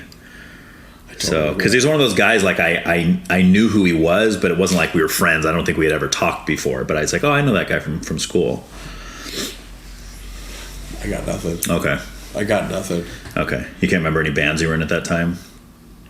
Well, I don't think I was in a band at the time. Oh, okay. Because that was post Outahand. Okay. Was that maybe record label? Maybe this is a guy that you had on, because you owned a record label for a while too, right? Yeah, but that was a little bit later. Okay. That was during the second wife. Okay. Oh, so you were married a second time. I've been married twice. And now you just have a girlfriend now who's Correct. not yours. Okay. Long term. I mean, we've Okay. probably been together longer than I was married. Okay. You figure why get married at this point, because when you do, it doesn't go well. So if things are going good, just keep it. I don't know. We've talked about it. We've talked about it. Okay. There isn't a reason. I don't know. There's no real big rush there. No. Yeah. I mean, I think we're happy where we are. So Okay. Yeah. it's like, you guys pretty compatible. You think you found somebody who's finally. I think so. Yeah. Oh, yeah. Yeah. That's awesome. She hasn't killed me yet. So there you go. That's a good. Yeah, that's she hasn't murdered me. That's a and plus. Snuffed me in my sleep. So I think I've won. I think I'm on the winning end of that one. Yeah. Oh man. So anyway, so that was a cool memory. But so before we kind of get away from the music aspect, I want to kind of know a little bit about. And this is one of those questions. It's maybe difficult, may not be difficult. I actually have two questions that I'm going to ask, but let's go with the first one. Will be like, could you name like a top 5 favorite bands, artists / like? Let's see. Well, I could give you. Well, let me think here a second. Because I can't do it. I don't know why I ask people to do this because I don't think I could do it. Yeah, what's up? Yeah. Hypocrite.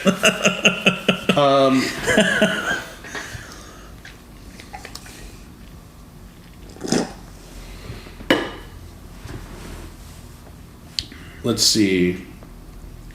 My favorite band is Clutch. Oh, okay. My second favorite band is Led Zeppelin. Okay. And the only reason that Zeppelin is number 2 is because they don't make music anymore. And Clutch does. Okay. Favorite Led Zeppelin album? Let's see. 3? 3, okay. Yeah, it's a toss-up between 2 and 3, actually. Okay. But I think 3... I just think Immigrant Song is like... Yeah. I mean, talk about a banger of a way to open an album. Yeah. Well, how about when they put it in... You're a Marvel guy. Do you see when they put it in the... What movie was that? Oh, Thor, Love and Thunder? Yeah, where he's fighting the Hulk. Yeah, dude, it's like, dude, what a perfect song for this scene. It was awesome, you know? I would say... Priest and Iron Maiden are probably up there, you know, as far as favorite bands now. Okay. Back in the day, they weren't so much. I loved them, but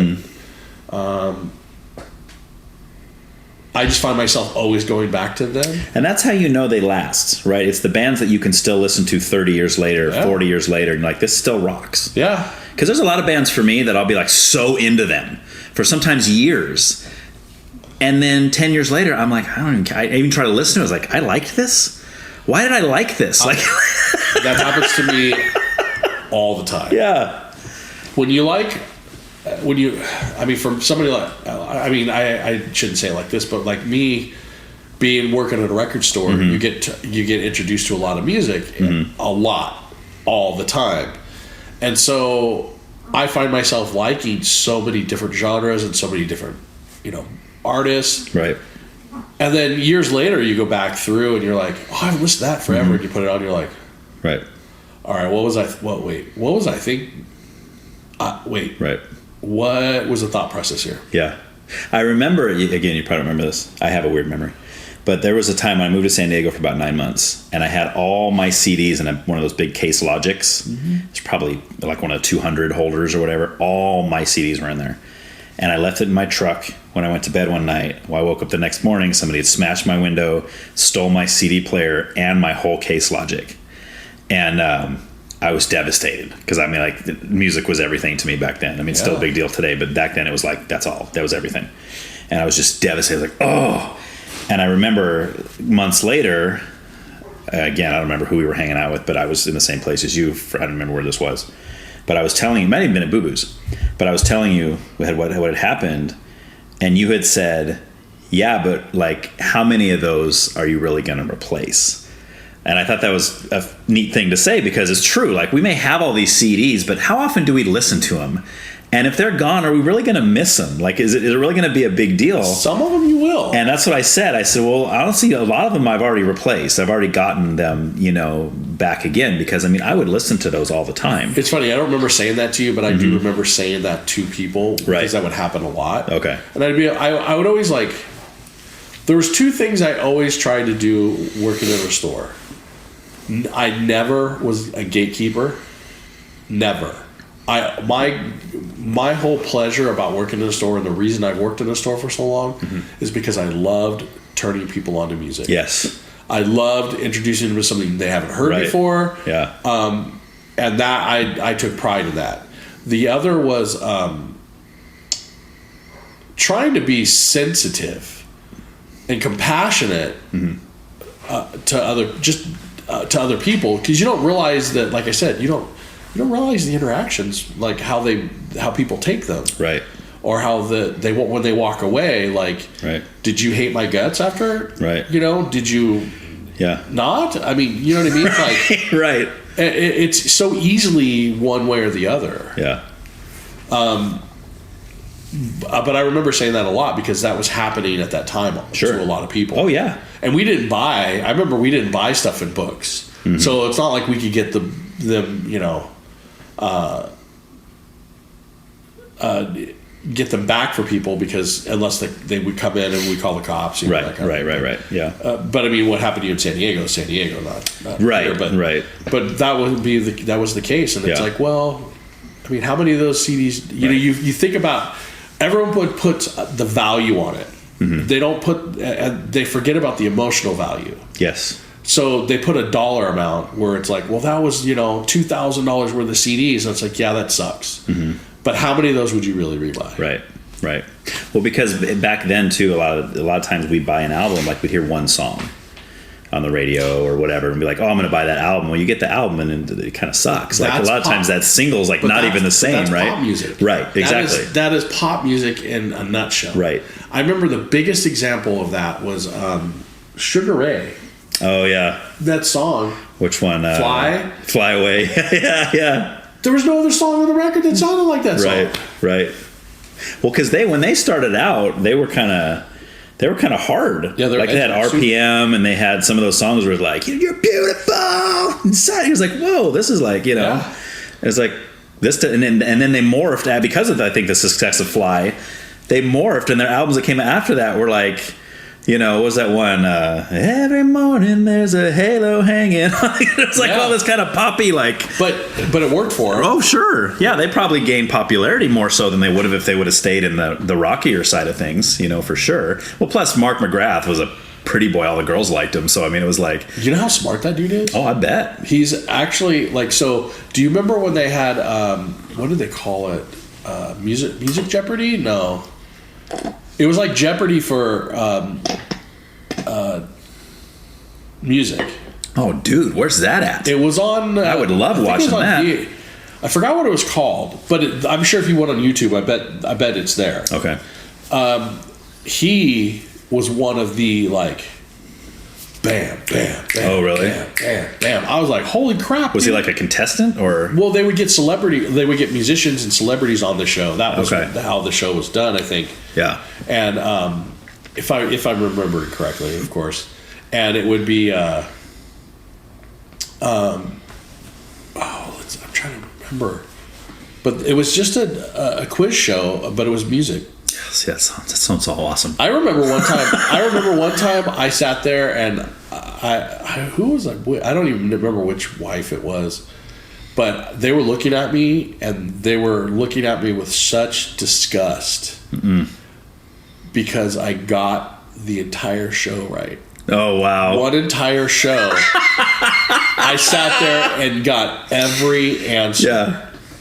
Only happened once. Right. But see, that wouldn't surprise me. Like knowing you, if you said that to me, I'm like, yeah, I get it. I bet you did get them all right. I was pretty surprised. Yeah. I'm not gonna lie. I was just like, it really was one of those things. It was a perfect. You're like, I usually get one wrong. I mean, this is weird to get them all right. No, I would get like.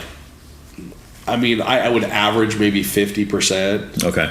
But this one show, I got them all right, even the last question, and I was like, it blew. It was, yeah. And I remember being so excited that I had done it, and then I remember looking at them, and they were like, "Really?" Yeah.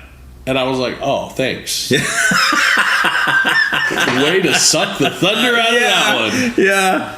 Oh man. That's awesome. So, speaking of turning people on to music, I don't know if this is surprising or not. Clutch? Never heard of it. They're a band from Virginia. What kind of music? It's kind of hard rock. They're considered what they call stoner rock.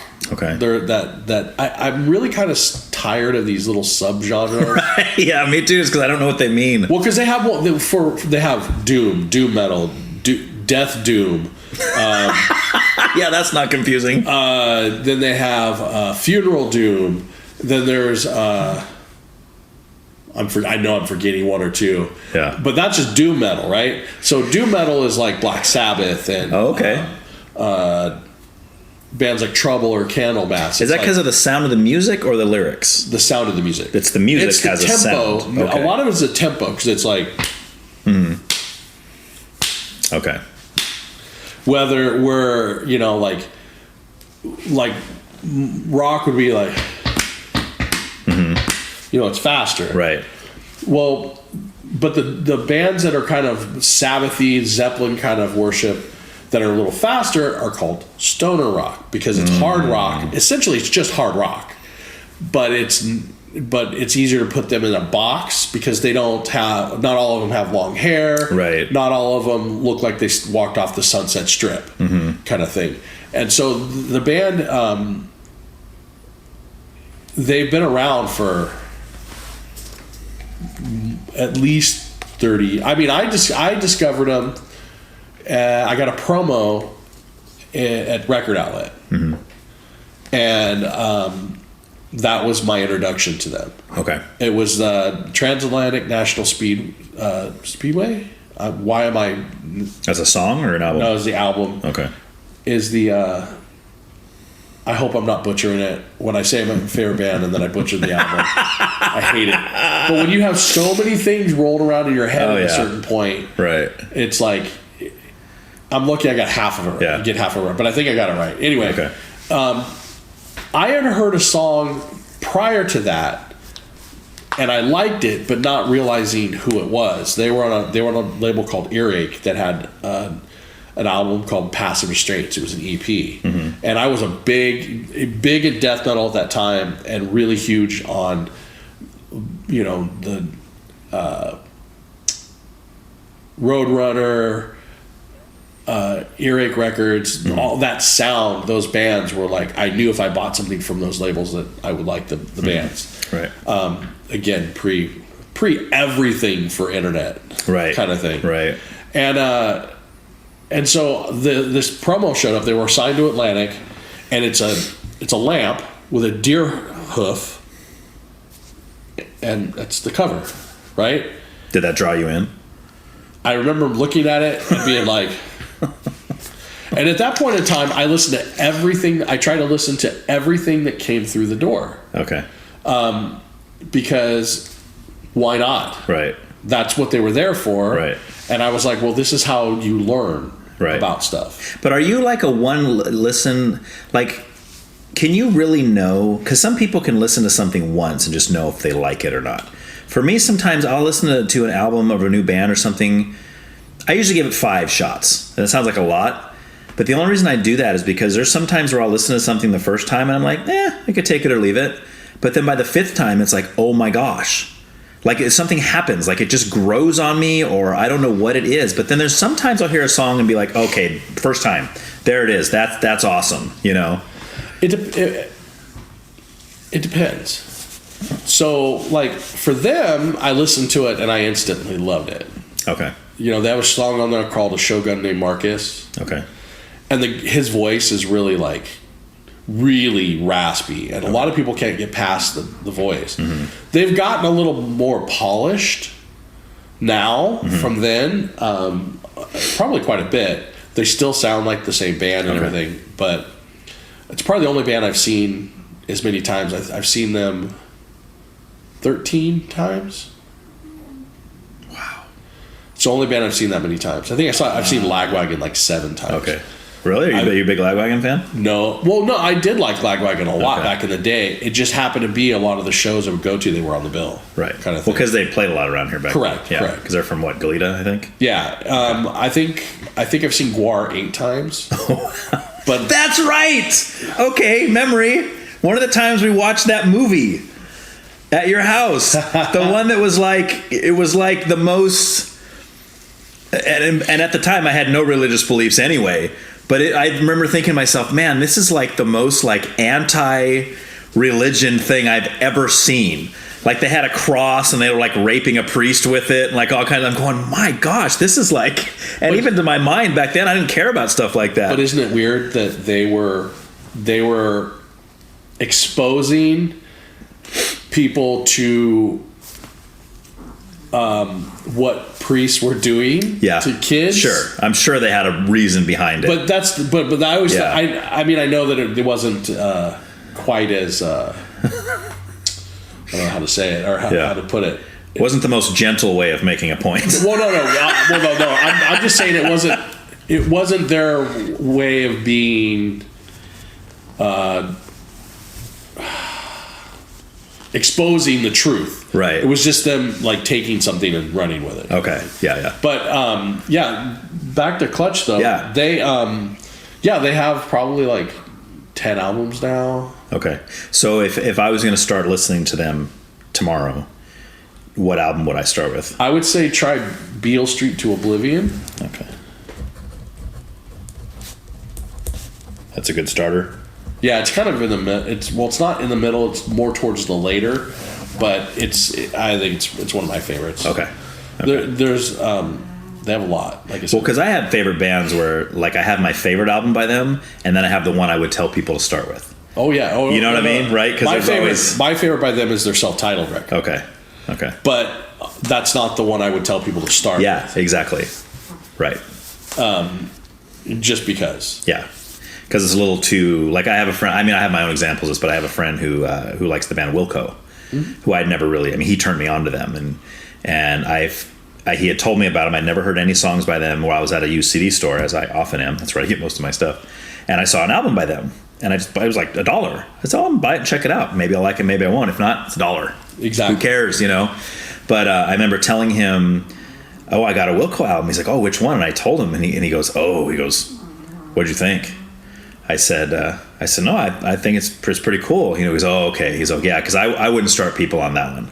That one's a little more, and not experimental per se, but not like their normal sound. Yeah. And I have yet to hear anything other than that. I think that's cool that people have that kind of, because you almost know like what are people going to be drawn into and what are you going to appreciate later as almost a more. Something that somebody would only appreciate once they become a fan of the band. Like, I'm trying to think of an example for myself. Oh, no, I know exactly what you're talking about. You know what I mean? 100%. Right. 100%. Okay. Like, there's albums by Clutch that some people might go, the casual listener, but if you really like the band, you'd be like, this is a good album. Mm-hmm. It is what, right. how it is. Right. But going back to the, do I know if I like something immediately? Oh, yeah. For the most part, yes. Most of the time you feel that way? Most of the time. Here's the thing I noticed, like, I won't hate something, and then the more I hear it, perfect example is that band, I'm going to butcher their name, but it's Maneskin? It looks like Maneskin. Band? Yeah. And they pronounce it Mole? Yeah, it's M-A-N. It looks like Maneskin. Oh, Maneskin. Okay. Yeah, but it's like... Is it foreign or something? Yeah, they're Italian. Okay. They do that Beggin' song. Beggin'. I can't sing. Sorry. Everybody can sing. They just can't sing well. Right? They're actually super popular. Okay. They have a female bass player. I think all the dudes in the band are gay, but like that doesn't matter. But when you see them, you're like, well, then she feels safe. You can well. She's like, I don't got to worry about them hitting on me. I don't know. I don't even know what her deal is. Half the time she's topless. Like, oh wow, I didn't know any of these things when I heard the band. Right? Uh-huh. Not that it matters, because it doesn't matter. Right. I do not care. Mm-hmm. But when you see them, and you're all of a sudden you're like, oh, I really like that band, and then you see it, and you're like, whoa, wait a minute, wait. That's the same band? Yeah. Okay. Yeah. Whatever. But they have several. They have a couple hits. Yeah. And they have a few albums. And the first time I heard the song, I was like, that's catchy, whatever. Okay. And then I heard it some more, and then I heard another song, and I was like, I'm kind of digging this. Can you spell it? Or try to spell it? I'll be able to find it. I'm sure I'll be able to find it somehow. Let's see here. It's like Maneskin, I think. Like M-A-N? Maneskin. Oh, okay. But it has the umlauts, or I think they're umlauts over the top of the A. Okay. So it's like Maneskin. Maneskin. It's when I've heard him pronounce it. And I'm sure that I've butchered it, but yeah, the it's pop. Oh, okay. But it's all rock based. They write all their own songs. They play all their own instruments. And it was one of at first it started out kind of a guilty pleasure, and I'm like, I don't care. I actually really like this. You know, yeah. I have some guilty pleasures, of course. Yeah, like of course, sure. You know, like people come in and they'll buy records and the store, and they're like looking at me because I'm always wearing a metal T-shirt or something, right. And they'll buy like Miles Davis and then maybe like Madonna or something, and they're like looking at me, waiting for me to judge them, right? Or they'll even say something first, yeah. And I go, man, I ain't judging you for nothing. Yeah. They're like, why? Why not? And I go, because if you saw my record collection, you'd be like, right? You okay? You feeling all right? Right. Yeah.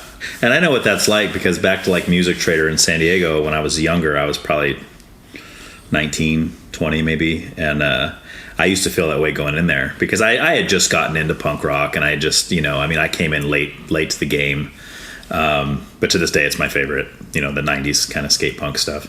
But I used to go in there because I get like compilations in there, and that's where I found a lot of bands. I had like the Nitro Records comp I found in there. That Go Ahead Punk Make My Day. That was my first intro to AFI, Jughead's Revenge, the Vandals, and Guttermouth, which today is one of my all-time favorites. They're playing. I know. My friend just told me he's going to go. I might go with him. Paso, the Poorhouse. Yeah, pretty soon. All the places, man. Yeah. So I'm debating. I don't know if it's going to work schedule-wise, but well, I mean that's hour and a half, hour and 45 minutes. It's not far at all. It's worth going to. I mean, because they're easily in my top 5 favorite punk bands of all time. Well, it's not that. I like coming here is an hour, right, from Morro Bay. So going to Paso, for you, it's even closer, right? You're 20 minutes away from Paso. Mm-hmm. But anyway, I would go in there and there would be like this guy just a little older than me, probably in his mid 20s. You could tell he was a punk rock dude, and I always feel like self-conscious about that. Finally came out, man. Good stuff. But I would go out there and, I would always feel self-conscious about what I was buying. Like, is this stuff like punk enough? Am I cool enough? Is this guy going to judge me? I look back on it now and I think how stupid. Like, I should listen to what I think is cool, what I like. That's what I should listen to. But I was like, is he going to think, that, actually. Sure. I mean, I think I thought about that back in the record outlet days. Yeah. Just because you don't know better. Right. And that. When you care more back then what people think of you, now I'm like, whatever. It's true, I don't care. Right? The older you get, the less you care, right? So, and that's what you try to tell your kids, and to try to tell them, like, look, a day's coming where you're not going to care what that other girl thinks you're pretty or not. You're just not going to care. It's just like, I know it's your whole world right now, but you're going to look back on this and think, oh, how silly. Because there's going to be a day when you're not pretty. Right? Exactly. Look at us. Yeah. Exactly. That ship sailed a long time ago. Yeah, age isn't friendly to us, is it? But okay, so we're covering.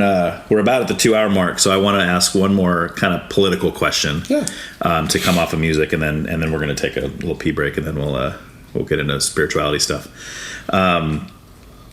What do you see? I mean, I know you said you're kind of left leaning, probably, if you had to pick. I would say a little bit more that way than the right, but kind of middle left. It's so close to the middle. Okay. I try to stay so close to the middle. Right. And as do I. Like I said, I would vote for a Democrat or Republican depending on what they stood for. But what do you think would be? What do you think is the biggest issue facing our world or our country, or however small you want to make it? But I mean, just like the main thing that you feel is really a problem. I think we have two. Okay. I think one is that it's hard to explain, but one I think is there's the loss of church, the separation between church and state, and I think that drives a lot of the wrong things the wrong way. Too far. What do you mean by that? Just with everyone thinks because their religion is what they think it is, that is the letter of the law. Okay. Well, there's a reason why there has been a division between church and state. Mm-hmm. So everyone has an equal share, equal chance. But it seems like if you're not Christian or anti-Christian, or not necessarily anti-Christian, but if you're not Christian, your views and your points don't matter or don't get across politically. People listen if you're Christian, right? Whether you're lying or not lying. The other thing I think is the fact that everything is for profit. Our healthcare is for profit. Our everything that's necessity for living is for profit, or surviving is for profit, and by that it fuels greed and corruption, and it fills the world with negativity that doesn't need to be there, where we could everybody could have a little bit simpler life and live it fuller without having to, I don't know, it's kind of a hard question, having to bow down essentially to somebody else's idealisms with all backed by money, instead of it being, heartfelt or it being real. It's all fueled by cash. Okay. Whether it's the environment, whether it's the abortion debate, it's all of these things are fueled by cash in some way, and the greed that goes along with it. Okay. I am not a person where I'm like, oh, people don't need to make money, but there has become this thing where everyone is like mild process. Right. It's greed. Dude, you don't have enough money. Like, I understand, I'm not asking you to give your money away. Right. But the idea is that you have a whole class of people who used to be the middle class that doesn't exist anymore. Right. And it's all because of corporate greed, and that corporate greed drives our politics. That corporate greed drives our housing prices. All of it is driven by greed instead of the environment. We don't do things to protect the environment because it's costly or it's fake. It's like, I don't know about you, but I don't think that's fake. What, the environmental problems? The environmental problems that we have. There's a reason. I mean, so you have companies that are so greedy that they continue to poison the population that they're feeding with food that in all the world is banned. I mean, if you look at the top foods that are banned in every country except for the U.S., Mountain Dew, cornflakes. I mean, cornflakes? Yeah, cornflakes. Or not cornflakes, I'm sorry, Frosted Flakes. Oh, I was going to say, that's like the most that's like the healthy cereal. It's like grape nuts. And it's all about greed. It's all about profitability. Right. McDonald's French fries, I was reading and I saw this thing on it as well, where there are 16, I think, ingredients in the French fries. And all 16 are delicious. They are absolutely. But what happened to just potatoes and frying potatoes? And oil, and salt maybe, right? Yeah. Right? Yeah. That's because they need to cut corners. They need to make more profits. Yeah. Everything is for profit. You look at the strike that's going to happen for UPS. UPS is trying to, or the corporate part of UPS is trying to spin it that the employees are being greedy. No, the employees want to make a living wage.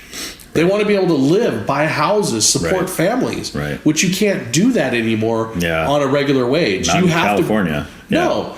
My ex-wife, her dad worked in a grocery store. He worked really hard, on his feet all the time. He did it for 30 years. I think maybe more than 30 years. But he was able to buy a house, raise a family. You can't do that on a grocery salary. No. Especially for one person. Yeah, unless you're a regional supervisor or something, But and he was a checker. And it's like, so it's this corporate greed that is destroying, I think, everything that was good about this country. Yeah. And everything else. So look at the rates of autism are skyrocketing. Look at the rates of heart disease and diabetes. Why? because we're being poisoned by the stuff we eat, so they can cut corners and buy stuff cheaper and get it to us. And you know what I mean? It's all about so you think even something like, I mean, obviously obesity and heart attacks, obviously that's related to how we eat for sure. But even you think something like autism is related to that. Yeah. Okay. I mean, I think to a certain extent, I don't think there is one all like cure all or one that's the cause. Right. There's no pinpoint accuracy on this, but I think that if companies weren't so greedy and worried about the bottom line as much, that maybe things for the human race would be better for us. Right. I know somebody who moved to Germany, and they're eating the same foods that they ate while they were here, but there the ingredients are slightly different. They've actually lost weight and become healthier. Dude, that's crazy. Why? It's the same food. It's all additives and stuff that they put in, right? I mean, it's because nothing's pure anymore. It's all processed and. Well, even if you look at the FDA, like they say that like if you buy that box macaroni and cheese, right, that 0.001% could have rat turds and bugs in it. Right. How is that a standard? Right. It shouldn't be no rat turds allowed. Not like, well, as long as there's 0.01%, you know. I'm like, don't quote me on the percentage. Right. Any percentage to me, I don't want to eat it if there's any in there. I mean, they'll go, well, it cooks out. Yeah, it does. But why is it in there? What part of that can't you right figure out? Right. Yeah. And I really think if we didn't have the corporate greed, that our food supply would be different. Right. Our political system would be different. Yeah. I mean, look at our healthcare. Our healthcare is garbage. Yeah. Why is our healthcare garbage? We are the richest country in the world, and we can't give people healthcare? Yeah, I know. I mean, it's just a fundamental, basic human need just to not die. Right? Yeah, it shouldn't be though, right? I mean, that's I feel that way. You think that would be a just kind of a right, you know, to stay alive as long as possible. But I mean, they say the bottled water is not good for you to drink. Right. They say, why? It's water. Right. This water shouldn't hurt me at all. It should never be an issue. Yeah. You know. And then they say our tap water is not good. So then we get tap water from somebody else. They put it in a bottle, and now it's safe. I mean, well, like yours, they put the word "smart" on it, so that makes it sound really good, right? That is never.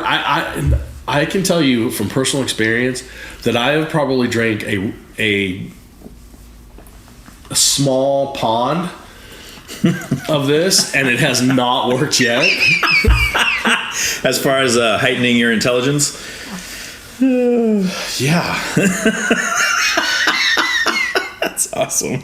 Well, I remember I was doing keto for a while, and that's what they suggested to drink because it was high in electrolytes, I guess, and it's got like that's what makes it smart water, right? It's like supposed to have stuff in it that's bad. It's like drinking Gatorade, but not. Yeah. You know, it's like. Well, I like it. I actually like the taste of it a little bit better. Okay. I also like I can handle the bottle without. It like the other bottles for some reason like now especially you get the Costco waters, you know, like the and if you're not careful and you grab that bottle a little too hard, all you did was just squirt water over the place. Yeah. Because they're so thin. Right. Hey, they're recycling at least, you know? Yeah. I mean, have you seen the percentage of what actually, do you guys do recycling here? Yeah, we have the bin they pick up every other week. Yeah. So we have one too. But it's staggering the amount of recycling that they don't do. It's like they pick the cans and the bottles and the metals out, but like the other things that should be recycled, they're like, oh, we can't. Right. Then why are we putting them in the recycle bin? Right. You're just giving me the illusion. Yes. As you charge me for the bin. Yes. Which is always amazing to me on so many levels. There's lots of stuff like that where there's so many things we just do because we just do it. But then you ask, why do we do that? I don't know. We've just always done it.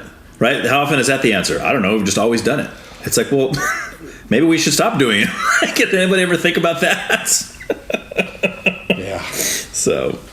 And that's another thing that drives me crazy is around everyone is so set up to fail. Right.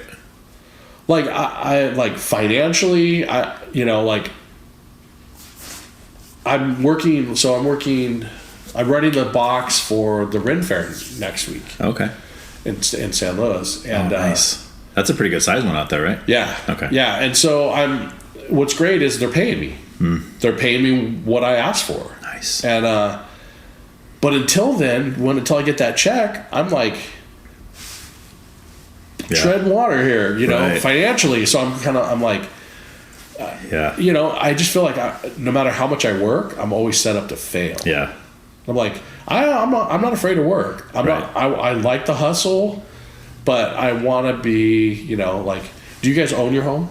We do, yeah. Good for you. That's a weird story, but yeah, we doesn't matter. We barely got in there. Doesn't matter. You did it. We rented it for 2 years. Did you? And then they sold it out from under us, and they said, we have to sell the house, but we really like you as renters. We want to give you the first opportunity to buy.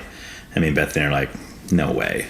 There's no way. And somebody said, just meet with a lender, see if you can. I said, there's no way. There's just no way we can afford to buy a house. We met with the lender, and all this stuff started falling into place, and all this weird stuff kept happening where we literally got everything we put down on the house back through some weird, like, first time owners, this and this, another cutback, here's another this. We ended up getting that and then some. So we literally just came in, started making house payments, and then we got money back beyond that. And it was like we put nothing down, even though we did put something down, but we just got it all back through all these rebates and stuff. It was crazy. Right? And it was back in the market we bought it was like $285. It was back in, we've been here like 12 years now, 13 years. Yeah, so now your house is what, 700, 600? Probably up there. Yeah, I think it was in the sixes last time I checked. So, yeah, exactly. I think it's more than that now because when I Googled the address and Zillow popped up. Oh, okay. And I was like, I was like, holy crap. Yeah. I mean, there's no way we could do it now. Like, if it's the same situation we were renting right now with our jobs the way we have right now, and the owner said, okay, we're selling, there's no way we could even come close to buying this house. That's a problem. Right. Yeah. How are people buying houses? I don't know.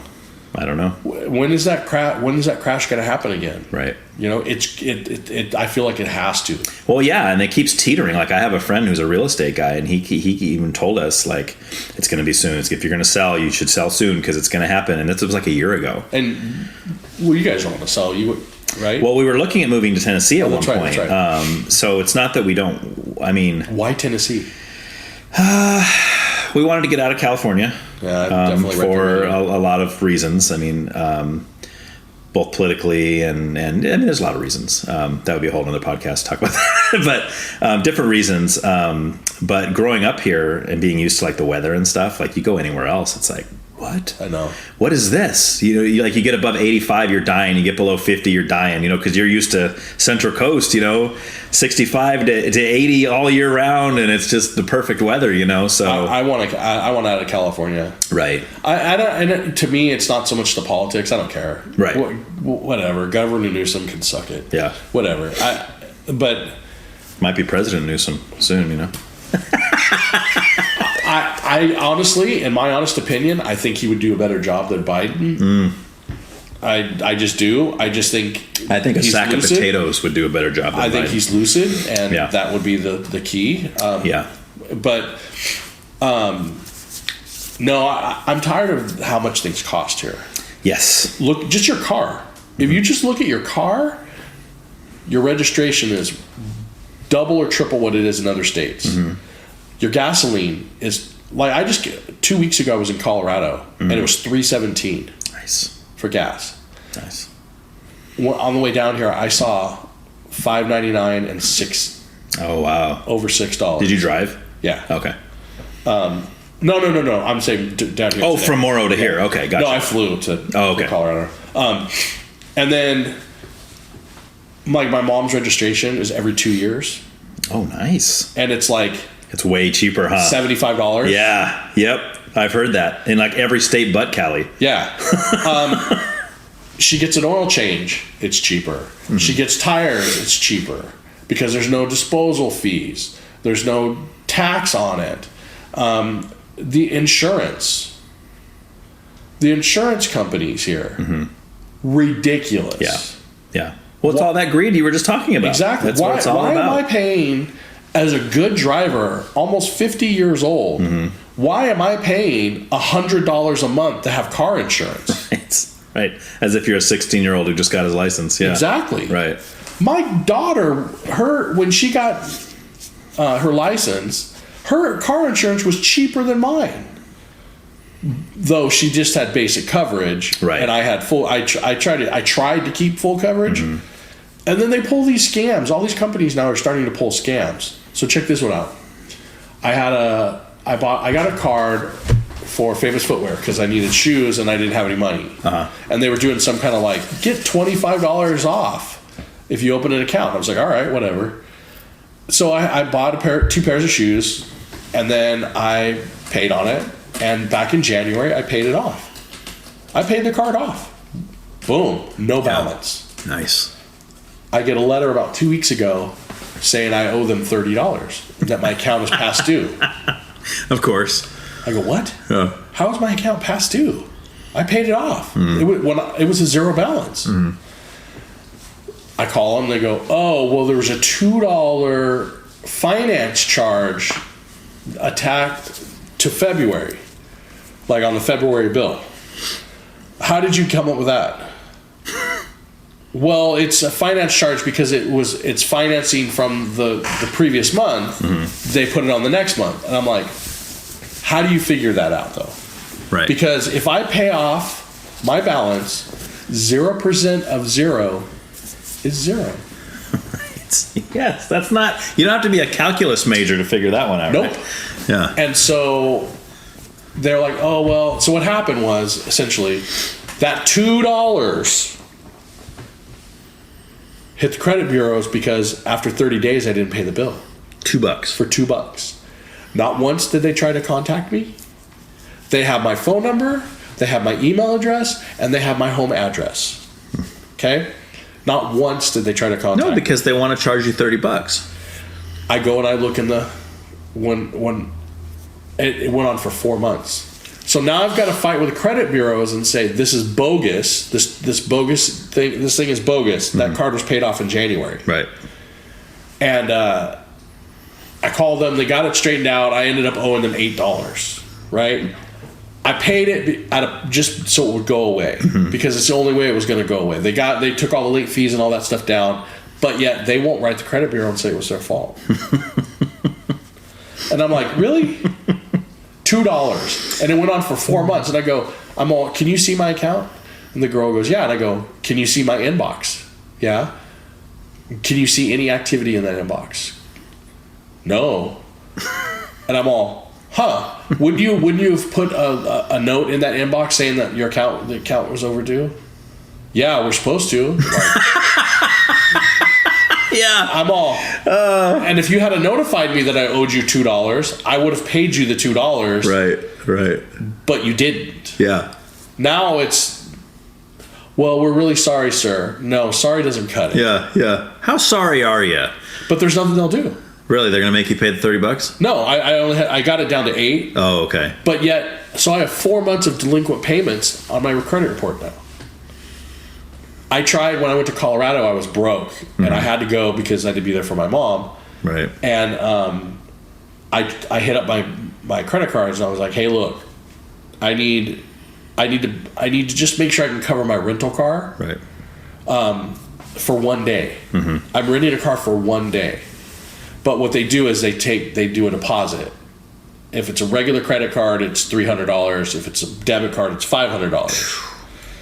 And I was like, I didn't have $500 in my account, and I didn't have $300 extra on my credit card. Right. So I was like, hey, can I get an advance or a balance increase of $300? That's all I'm asking for, just to cover that. Right.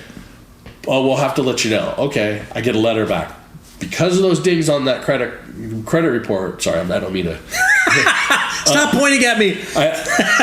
Because of those dings on the credit report for being delinquent, they won't do it. My bank won't even do it because they run my credit and they're like, "Oh, you haven't paid a bill in 4 months, dude." Set up to fail, dude. Right.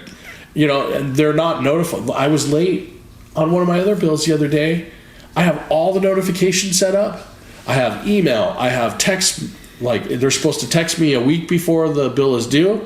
Oh, miraculously, all of a sudden, those aren't coming through anymore. See, and the fact that she could see that, and she actually said the words, "Yeah, we're supposed to." Yeah. I would have been like, "Well, there you go. It's your error. That's your fault. I'm not paying nothing." I wanted to go away, and it was worth it for the $8. First, it was only $6 actually. Okay. And they go, but she goes, "But you have to pay $8." I go, "Why do I have to pay $8?" She goes, "Because if you don't, there'll be $2 on next month's bill of a finance charge, Which will turn into 30 eventually, right? Yeah. And I'm like, "Are you kidding me?" She goes, "I'm really sorry, but that's how the system is set up." I was like, "Oh, thanks." Anyway, that's just like life, right? Well, what's up with this? Why is it going on this? I'm sorry, that's just how the system is set up. You're set up for failure. The problem is there's nothing you can do about it. Yeah. Who do you call? I could call the Better Business Bureau. I could call all these places. You think they're going to do anything? No, they don't care. Especially because it's only $30 or whatever. They're like, who cares? But $30 to how many people? Right. Well, I mean, it can be a lot. But they're thinking, what's $30 to this guy? Well, I didn't mind. Yeah. If I owed the money, I'd pay it. Sure. Right. Hands down. That's the principle, right? It's the fact that they didn't notify me to tell me that my account was delinquent in any way, shape, or form. Right. I didn't know it because I had paid the balance off. Right. Like a good customer would. That's right. Right. Unbelievable. Oh. All right, man. Let's move on to spiritual stuff, the heavy stuff, no, it's not heavy. I know, I'm kidding. It's I don't know. It's interesting. This is a topic that always interests me too. But just like in general,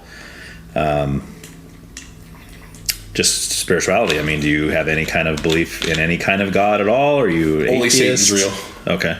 No. I really lean between atheism and faith. I really do. I go back and forth all the time. Okay. Because I wonder, like, I have faith, but I don't believe in going to church. Mm-hmm. I don't believe in any of that bureaucracy. I don't believe in any of that business. Right. The church is a business. Yeah. I don't care what church you go to. It is a business. Mm-hmm. And I am not. I don't think you can't. Is it faith or is it a business? Is it business or is it faith? Right. Is it religion? What is the deal? All religions pretty much want the same thing, right? So why are we so divided in that area? Mm-hmm. I understand, the 21 virgins and all that kind of stuff, but where did that come from? Is that really what the books, the Quran says? Right. Or is that somebody's interpretation of the Quran? Right. Just like the Bible. The Bible has different interpretations. Mm-hmm. Look at the Lost Sea Scrolls. You have, Jesus apparently saying that it's faith-based. It's not about brick, mortar, or wood. It's not about a building you go into worship and you pay people to be there. Sure. It's not like that. Mm-hmm. And if all these people were so Christian, why aren't they out helping people? Mm-hmm. Why is it that they just use it for forgiveness for the dumb things they do in their life instead of actually helping people? If people spent 1/10 amount of the energy that they hate on things by doing something positive, the world we live in would be a completely different place. Yeah. Well, I mean, I even say, I've said before that I think if everybody on the planet just took the one teaching of put others' needs above your own, could you imagine? Like if everybody on the planet was doing that, you'd have people fighting over who was going to get to do things for other people. Yeah. Right? Like, wow, wouldn't that be a concept? Right? Yeah, because now it's like, and it's just getting worse as far as what do I want? It's all about me. I need to set things up so me. You know, it's like, no, what about other people? Like, if it wasn't for the fact that everybody was that way, right? Everybody now has to. The way the system is set up, we're set up for failure. Like everyone has to think that way. Otherwise, they're a rug, and you just get walked on, right? And you're not. And it's not about taking handouts or handing people money. It's funny how everyone is like, all these people are like, well, people don't want to work. That's why all the jobs, there's nobody working. It's like, have you tried living off minimum wage? The people who always say that are never people who live on minimum wage. No, right. And it's like, where's all this money? Right. Like, you could pray, and that's the thing, that's the teeter for me, is that sometimes, and I hate to say this out loud because I don't want to jinx myself into catching on fire when I go outside. So you do believe in that? Fire and brimstone, baby. Fire and brimstone. No, I in all seriousness, I don't like to speak ill of whatever there is of a deity, a god, or whatever. Right, just in case, right? Well, not even just in case. It's just I believe in, regardless if you believe or don't believe, there's still a respect value there. Right. But I mean, I often wonder, how is God protecting those children that all those priests raped? Right. For real. Yeah. They're supposed to be his servants. The direct connection. Right. Well, supposed to be is a beautiful phrase. But you're right, because obviously that at that point that they're not. Right. But at the same time, he still lets that happen. True. And that's a tough one. That's one of the hardest questions. And I you know what? I don't condone it, and it would be very controversial to say that people deserve it when they don't. But an adult being mistreated in that way is much, much different to me than a child. Oh, I'd agree. They're both bad. Oh, absolutely. But one's worse than the other. Yeah, 100%. Right. And I can't even think about living with that trauma. Sure. I really can't. I can't even. There's not even a part of me that can even fathom that. No. But to do that to a child, right? How does one Almighty let that happen to the most innocent of innocents? Right. It's not like they have corrupted the world or they've done something to deserve it, or it's an eye for an eye. Right. Really? Right. How is that a thing, man? Yeah. It breaks my heart. Yeah. It really does. The children should not be ever subjected to that. Right. Yeah, and that's definitely. I mean, we'll definitely talk about that because that's a big one. And I'll say that I agree with a lot of the things you said about the church as a system and as a business, and I mean that's definitely happening. And I have the same issues because I don't know how much of my story you know, but I mean I grew up. I was never an atheist, but I definitely hated Christianity. I hated the Bible. I hated church. I hated all of that. I used to go to youth group when I was a teenager just because there was pretty girls there, and that some girl would invite me. Oh, sure, I'll go to church. You're going to be there? All right, that kind of deal. But I mean, I grew up my whole life. People invite me to Bible studies. I'd argue with them, tell them how stupid they are, and their narrow-minded religion. Jesus is the only way. Shut up with that. I had all my arguments. And I don't think that's narrow-minded. What's that? To say Jesus is the only way? I mean, to feel that way. I mean, it's your feeling. That's right. You can't. But to say it definitively, to say Jesus says he's the only way. Therefore, any other faith system that does not involve Jesus Christ is lost. Yeah, that's pretty narrow. I think that's yeah. I will agree with you on that. However, if they actually followed it, right, would be a different story. Well, then that's what I'm getting to, right? So, even after I became, because I do consider myself a Christian today, but that's a long story how I got there to become what you hate, right? Kind of deal. I don't. But no. I mean, I hated it. To become what I hated. I literally hated Christians, and I became. When you get older, a lot changes. Sure. And you can't I don't know. Yeah. It's something I struggle with, but at the same time, I got however you got there, if it works for you, good on you. Yeah, and I was 24. I mean, I wasn't old, but I wasn't a kid either. But my point is, because of all the issues I had with church, it took me a while to get back into a church because I was like, I don't even want to go there. Even though I believed in God, I was reading the Bible, I was doing all these things. I was like, I don't want to go to church. So I'm with you. And even today, we've been to a bunch of different churches. Sometimes I'm in there, I'm going, okay, this is ridiculous. This is like, what does this have to do with Jesus, right? This is all man-made crap. But I want to go back to just kind of a core, like, let's leave the church out of it. Let's leave even religion out of it and relieve every religious system that you know of just off the table for the moment. And let's just talk about the idea of what they call like intelligent design, right? The idea that something with intelligence created everything. Do you believe that, or do you believe more in like a unguided evolutionary process where it can be free of intelligence and it just kind of spontaneously came to be? We don't have to call the intelligent being God. I mean, it could be aliens. It could be no. I don't think there energy was source. I don't think there was an intelligence design. Okay. I really don't. I just think it's an evolution. Okay. You know, like I think that life may have started that way. You know, maybe there was a spark. Okay. Of intelligent design, and I think it was just left to just. Okay. Why do you think? I mean, if there was an intelligent design, why is it that we're destroying the only place that we have to live?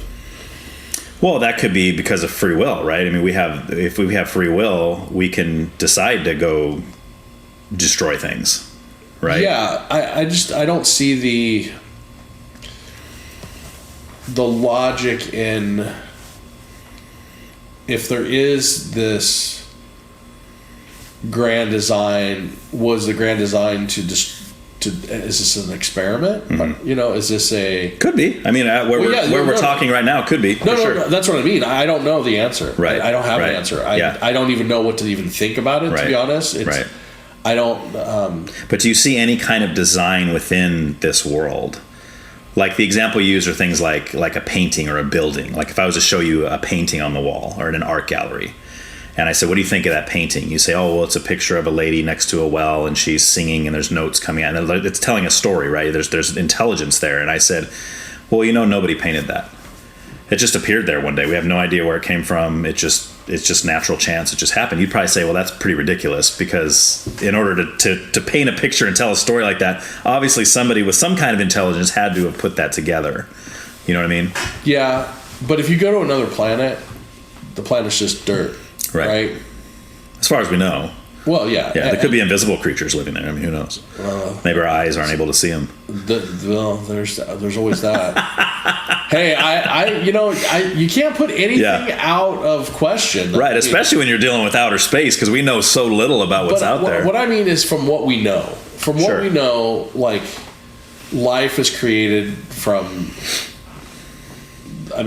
water and dirt. Mm-hmm. And and that it grew somehow, some way. I have trouble. So I have trouble believing sometimes that there is a greater force that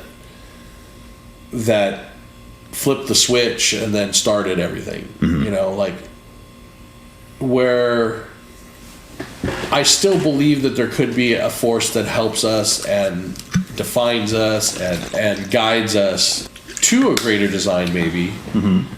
But I think the spark was something else, maybe. Okay. Does that make sense? Sure. I mean, there's different theories we could go with there. Like we could say maybe an intelligent something created it, started it in motion, and just backed away and never looked back. Said I don't care anymore, because that's when we get into the argument of whether or not it's a personal God, if we're calling it God, or if it's just an alien who decided I'm going to start life on this planet and I'm going to leave. It's really hard when you have every culture, just about every culture in the world has a God, right? Sure. They have a deity. There was no internet to connect them, where they talk to each other and we're like, well, this is my God. Okay, this is your God. Oh, you have to have one too. Oh, I should have one, shouldn't I? Because you do. Right. It doesn't work like that. Right. So I that's the part where I believe that there is something. How did those connections get made? Right. You know? Meaning, why do most people believe in some form of deity?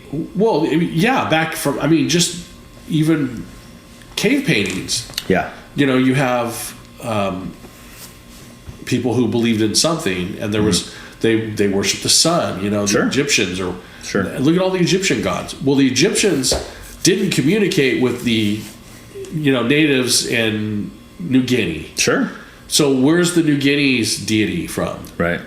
I don't know if there is one. I'm just making that up. But well, I mean, the response to that would be from an atheist's perspective would be they just invented it. They just decided one day, you know what? There's got to be something bigger than us, so let's invent a deity. But all of the world having the same thought, I don't buy it. Right. I mean, you're talking about, you look at races like the Romans, or you look at the Egyptians.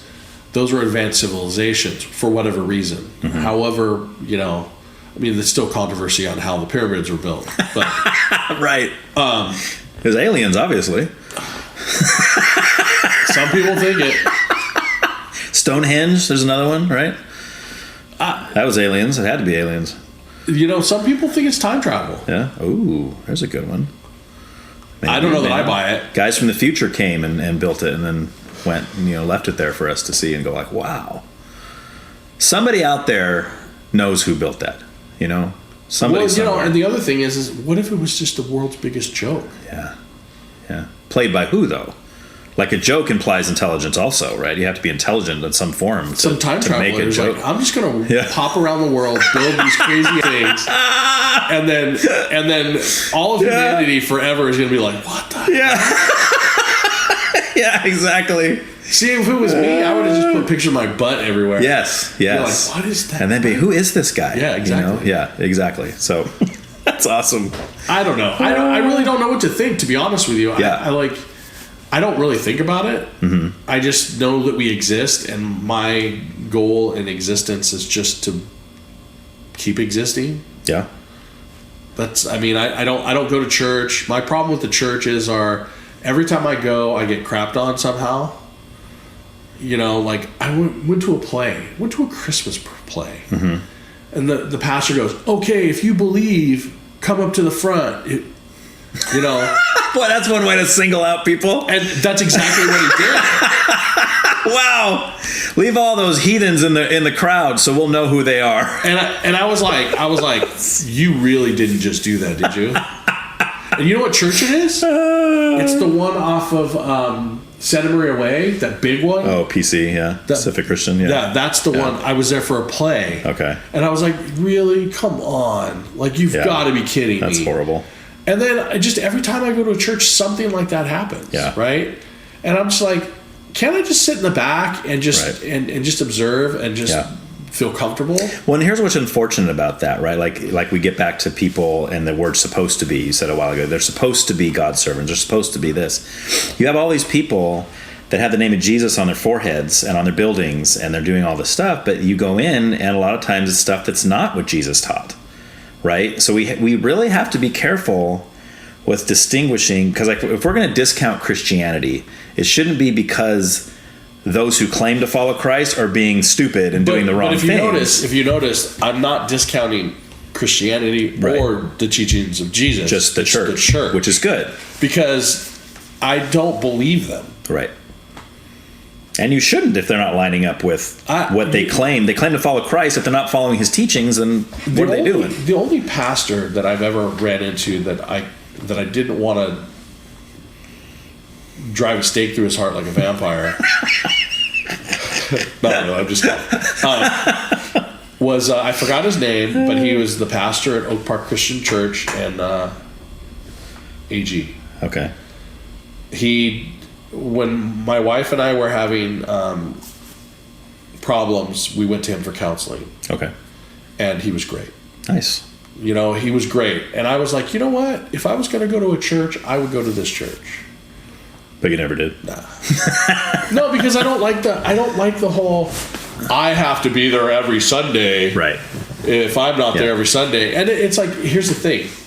Okay, why is it that when I go, if I miss a Sunday, oh, we missed you last Sunday. What happened? Where were you? Yeah. Oh, I decided to, take care of my hemorrhoids. Yeah. Do you really want to know? Like, is that really what you're asking? Should have came to church. Jesus could have healed your hemorrhoids. Well, but that's the thing. I don't like the guilt. Right. No. Well, and it shouldn't be there. And again, that is a man-made thing. That is not what Jesus did. No, exactly. I know that. Yeah. And that's the problem that I have with faith, is that all the faith, you can have all the faith in the world, but you can't do anything with it because people wield it back at you as a weapon. Right. Or it's wielded in politics as a weapon. Right. And I'm so done with it. Yeah, me too. Like, it's like, the fact that Christian people as a whole, group of them, voted for Trump. Okay? Right. That in itself tells you about that sect of Christianity. Obviously, it's not everybody. It's not all Christians. But you look at it and you go, that guy degraded women. He cheated on every wife that he's had. He hired prostitutes. All these wretched things. Right. But yet, you as a Christian base voted for him. Just so you could get the black guy out, or just so you could make sure that this old man, his buddy doesn't get in. Right. Really? Well, I obviously can't speak for all those people, but I know that I think the main issue with a lot of the Christians that I talk to is because most Christians are conservatives, generally speaking. Not all of them, but the vast majority of Christians are conservatives. And to hear somebody like Trump, who, again, are we saying, I like that he cheated on his wife. I like that he's sleeping with prostitutes. I think all that's great. No, we're not saying that. But what we're saying is he's seemingly holding to, at least by word of mouth, before he's elected, we don't know what he's going to do. But by word of mouth, he is holding to a lot of the conservative values that we as Christians uphold. Yeah, but by supporting him, you support his actions. I don't know if I agree with that as far as politically. I think you do. Just my opinion. Okay. Because if you are behind somebody, and how is the things that he does in life not reflect the things he's going to do for the country? They might not. You're right. Right. But why would you take that chance? Why would you? Because the alternative was worse, right? Like even these upcoming elections, right? We're going to have Trump's running again in 2024. I hope he doesn't get the primary, because there's other Republican conservative candidates that I like a lot more, and they don't act like Trump, yet they hold to a lot of his policies. See, holding to a policy is one thing, and I don't have a problem with that. Sure. I look at the person, right? I look at the person who's going to represent us to the entire world. Right. I look at the person who is going to represent my values. Sure. If he doesn't represent my values, not necessarily my faith or my religion, how is he going to uphold the values of our country? Like it's a very big perception game, for one. Second of all, how is it that he is the one that people think is such the savior? Why are you worshiping the man and not, you know what I mean? Well, I'm definitely not. And like I said, I think a lot of Christians I know wouldn't word it that way either. Like my ex's family were very Christian. Okay. And they were... I was going to ask you why you ended up at a church for counseling, but that explains it. He was a deacon. He was a deacon. Okay. Great family. Yeah. They're good. They're such good people. I miss them dearly. But they would vote for anybody that was Republican because they were Republican. Right, which I totally Christians. disagree with that, yeah. And I cannot wrap my head around everything that guy stood for as a human being, as a person, was vile. The things he did in his business practices, the things that he's said about women, the things he's done to women, I guarantee, and the other thing is, if the shoe was on the other foot, I guarantee you there would be a coup if they found out Biden had sexual relations with a porn star. Right. But for some reason, people overlook that and go, "Oh, he's the right guy." I don't buy that. That's my problem with it. Sure. And they hide behind their faith, right? And it's like, if you really believe the guy's the right person, okay, leave the religion out of it. Right. How do you feel about the person? Sure. If you can't, the way I look at it is, if you can't sit in a room with that person, how is that person the right to lead your ideas and your morals to an entire nation and be the face of our nation to the rest of the world? I mean, you go to another country and they're like, right. Oh, sure. Well, they're laughing at us because of Biden right now too. So I mean, I think they're just laughing at America in general. But where did it start? Well, it started way back, I think. People didn't laugh at Obama that way. Right. Right? I don't think Obama was the be-all, end-all president like everyone thinks he is. He did some good things. Yeah, he did some great things. Sure. I mean, one of the biggest problems we have now is healthcare, right? That wasn't his fault. That was a completely constructed congressional thing. Obamacare, you're talking about? Yeah. That totally screwed that whole system up. Right, right. I have a friend who read the entire bill, and the bill was only like that big. Yeah. The bill that passed through Congress is that big. And it has like all of this stuff that money goes here, money goes there, money goes here, that has nothing to do with the care. All the fine print. Yeah, and it was like, whether you were a fan of his or not, if he had been left alone to put what he wanted out there, as far as healthcare goes, we would be how do they say, solvent. Right. It would be paid for. It would take care of itself, kind of thing. Right. But everybody has to meddle in it. Yeah. You know? Well, you just touched on something that I think is important, like the way different mindsets work. Like you kept saying, how can people as Christians vote for a guy who, in his personal life, flies in the face of much of what Christ taught, right? Like a lot of that stuff, and I would agree with that. But this is something I've said even on this podcast before about the difference with that for me is, and I've used this example. If I need, let's say I have an abscess tooth and I have an impact, and I'm gonna, if I don't get it operated on, I'm gonna get some kind of brain infection and die. Right? It's urgent, and I have two. What do you call them? Orthodontists in front of me, right? Or oral surgeons, and the one guy is just a jerk. He cheats on his wife. He's racist. He's homophobic. He's every name in the book. He's just the biggest, scumbag of a man you've ever met, right?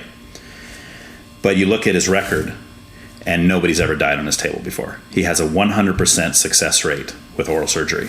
And then you go to the next guy, my next option. This guy's the nicest guy in the world. He's an upstanding Christian. He follows all the teachings of Jesus, right? He's never cheated on his wife. He's never slept with a prostitute.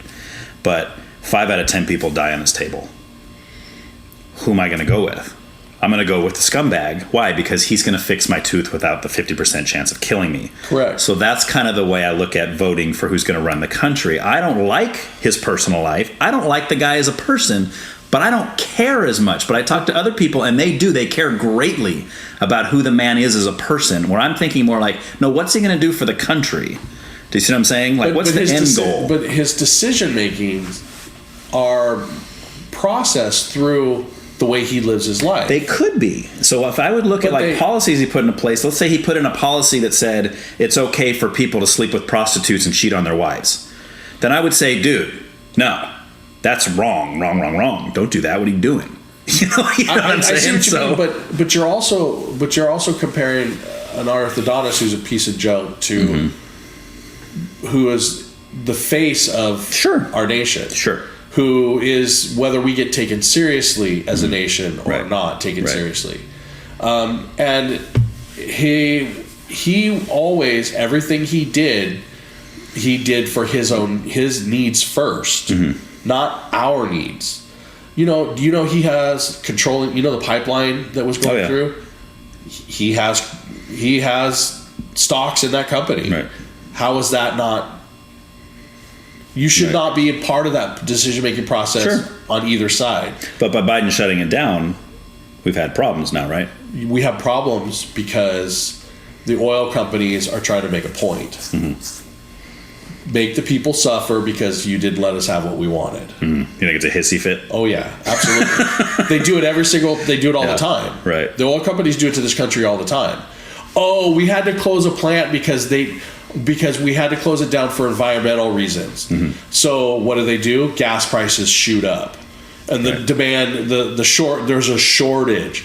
It's all BS. They stopped even doing that now because they realize they don't need to. They can just do it, and people are going to not do anything. Well, and I think that's what sucks, right? Regardless of what side of the fence we fall on, we just really don't know what's happening behind the scenes, right? Like, so it could be like you're saying. It could very well be that they're trying to make Biden look bad. And make it look like he screwed everything up. So let's just go on. Let's just make this look like all the gas prices are going up because he shut the pipeline, all this stuff, and then makes Biden look bad. But then you have Trump coming and saying, if I was president, the gas prices would be low. Exactly. And you're like, okay, how would you do that? Right. In what way? Because OPEC controls the oil prices, not you. He would just say they were lower when I was president. That's what he would say. And they were. Right. But the other thing that people forget, it's one thing that people forget always. The 4 years prior, things start the ball rolling. The next 4 years, when we reap or suffer the consequences, the next 4 years. That's why when you have like the Clinton era, right? Someone who's been cheated on, right?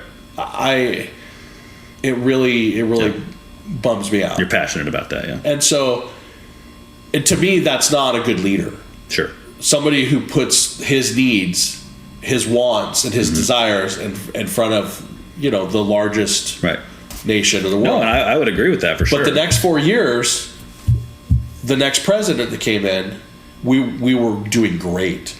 The country was on fire. We had all of this success, economic success. The deficit was down, but it was proven that the 4 years prior are what led up to the next 4 years.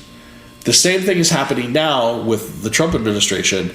The things that he set into motion were paying for a lot of those things now.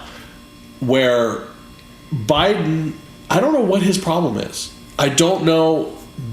All I know is that the next president, whoever it is, hopefully it's not him, is going to inherit now 8 years worth of things to fix, not 4. So you're not saying you're a Biden fan. You're just saying I think he's worthless. Right, but would you take him over Trump? So if Trump and Biden run against each other, I would take Hillary Clinton over Trump, and I hate Hillary Clinton. Oh wow, that's strong words right there. Well, Trump has single-handedly set this country back 100 years. Do you realize that if Hillary Clinton was president, the choices that in the Supreme Court he wouldn't have got those choices. Those are not good people. Right. Appointing his buddy to the post office, appointing his buddy to these positions that they've never run and have no business running. Right. Like, I get the whole, like, you put your family and but, like, come on. Yeah. Like, some of the positions that he put people in, you're like, really? Yeah. Well, let's talk about the Supreme Court justices. Like, what are you talking about? Like Amy Coney Barrett and like I don't even know their names. I just know that, like, what's the guy that had all the allegations against him? Brett Kavanaugh. Some of those guys. Like, what about them do you think it has been a problem for the country? They are not. Why is my phone? I swear my phone never blows up this way. I guess I'm popular today. I guess. I just think they're making law. They're not upholding the laws that are already in place like they're supposed to. Right. They're finding their own loophole, and like Roe v. Wade. I was going to ask because that's the only thing I can think of that goes. No, I mean, it just with all the trans rights and all these people, it's like I'm like. Well, that's kind of a new thing, though. The whole trans. I mean, as far as it being in the front and center. My only problem with it is if you're Mike Tyson and you decide you're a woman and you want to go back into boxing. Right. No. Right. No. if you were born a male, then you should not be able to perform in female women's sports. Right. It's not fair. It is I agree. not fair. I agree. But if the male claims that, if we're supposed to accept that a male who claims to be a female, a biological male, I should say, claims to be a woman, we're supposed to accept that, then why can't Mike Tyson fight against women? Because he would kill people. I agree.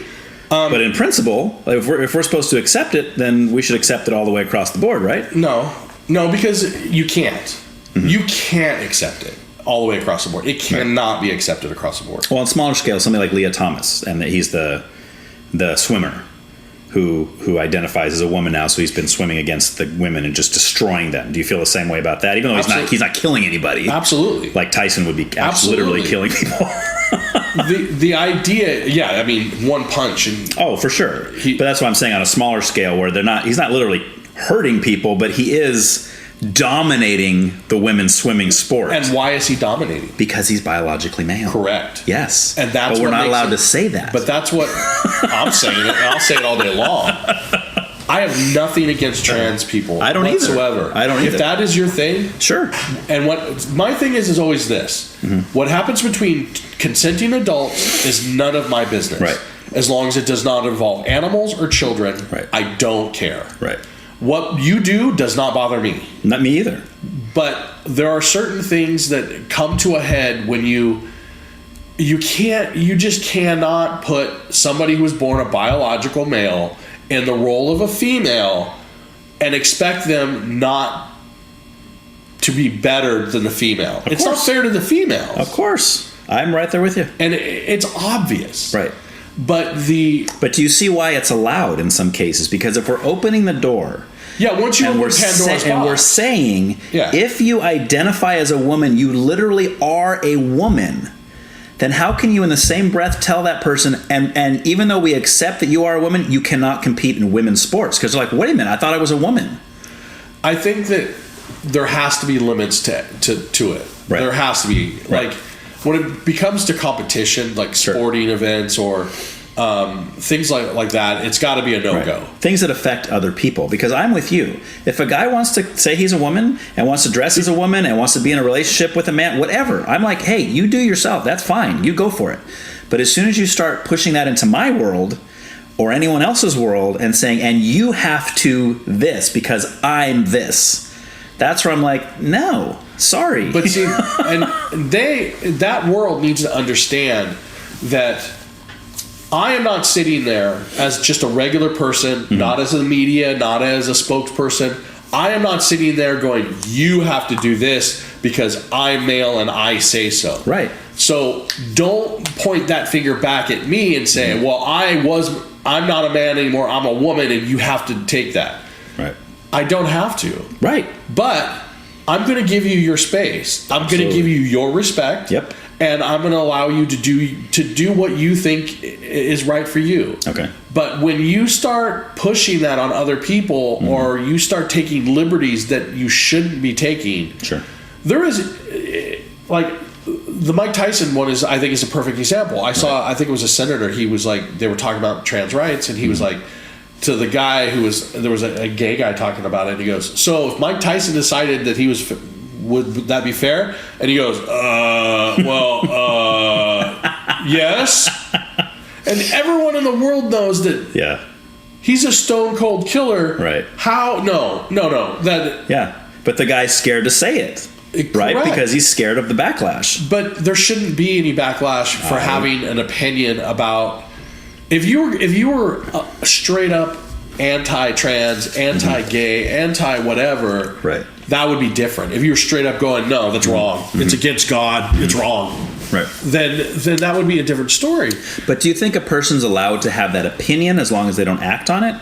Like, can I in the same breath believe that it's wrong, but also believe that they have the right to live that way?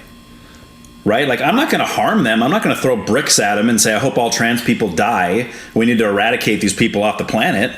I think having the opinion that if you think they're wrong, that's your opinion. Sure, exactly. You're allowed to that opinion. Right, just like the opinion that they have that they're right. I do think, correct. I do think, though, that regardless of how you feel about it, there tends to be more negativity placed on it. Whether if you just put that opinion out there, it I don't know. It's like it creates a negative. It creates a negative narrative. Whether it's just you and your world, it's still putting that energy out there. I feel, and it's like I don't like that. Right. However, who am I to say that you can't feel that way? Right. I have no rights to say that you can't feel a certain way where I can. Right. I have no problems with it. I have friends that have their kids became trans, and I saw the struggles within them. Sure. And you trying to deal with it, and it really breaks my heart, because the whole idea is that I don't know anybody who would put themselves in that position on purpose to be ridiculed, crucified by the media, by the public, by the person at the grocery store that you have to see every day, or your friends at school. Right. I can't imagine anybody who would put themselves through that on purpose. Right. So I think there is a real struggle there, and I think that the more that humanity evolves as a race, and all of the things that we have going on environmentally, I think all play a part to things. And how can you, with so many people on the planet, how can we not think that there would be some people that it isn't right for, right? You know, like I can't play God and say, hey, you know, just because you say it doesn't mean it isn't true. I got nothing on that. But I guess, do you see, can there be, how do I word this? So can in that situation with transgender, do you think there can be a right and a wrong, or do you think it's strictly based on, like, in other words, in that circumstance, is truth relative? Truth is relative. I think it is. I think it's just, but also in that community, those people, and I say those people, and I don't mean that like those people. Like it's not supposed to be a negative at all, and I apologize for even saying it that way. Right. But they need to be honest with themselves, and look at like what they're doing, right? Like, I make decisions every day that affect other people, whether I know it or not. Sure. The right turn I make could ruin somebody's day, right? Right. That's just that. At the same time, you have to understand the perception that people have over it. You can't just all of a sudden. I mean, we've just come to the spot in the universe where gay people are more accepted. They're on television. We laugh with them. We cry with them. Sure. We love them. For people, for human beings. Sure. And I think it's gonna take some time for that issue, that trans issue, to become that. And I think people need to be a little more patient with each side, right, and a little more understanding on each side, and know that there is a huge gray area in the middle. Right. And that gray area is what. It's not a matter of what you let people do or not let them do. I think the only gray area is really with it is that if you are using it, you're wielding your sexuality as a weapon, and you're weaponizing it, whether you're doing sports or you're doing whatever, then I think you're wrong. Whether you're gay, straight, whatever, I don't think it's right. And I think that people tend to weaponize their sexuality and their things to get a point across. Yeah, but I think the reason why it's going to take, if ever, for the trans community to be in the same place as, like I said, the gay community now, as opposed to where it was 30 years ago, 40 years ago, is exactly what you said a minute ago about people being able to do whatever they want as long as it doesn't involve animals or children. Yeah. So most people I talk with don't have a problem with the trans community per se. They don't have a problem with they might disagree. They might think that you're not a woman if you claim to be a woman. They might have that belief, but they also believe, yeah, but if they want to live that way, I'm fine with it, right? That's my stance, and that's most people I talk to's stance. However, you got all this stuff that is happening with children, and you got this push for puberty blockers and this push for surgeries that would for minors, for 13, 14-year-old girls getting double mastectomies and having muscles and skin taken off their arm to form a penis and all this kind of stuff. And I would stand there and say, hey, if you're an adult and that's what you choose to do with your life, I support that. I may not agree with it, but I support your right to do so. If you're 13, right? See, that's where it gets fuzzy, because you're like, okay, does a 13-year-old have the maturity to make a life-altering decision like that they're not going to regret when they're 20? Here's the thing. If you can't drink alcohol, yes, you can't vote. Right. Why are those laws in place? Yes. Because they don't believe that you can make a mature decision. Yeah. The other thing is can you get breast implants? Right. Can you get Botox injections? Nope. Why? Okay, it should be the same way. Okay. For children. I mean, there's a reason why those are in place. It's for health reasons. So you're against that part of it as well. Okay. Don't get mad about it. They're children. Right. Like when I was 13 years old, I didn't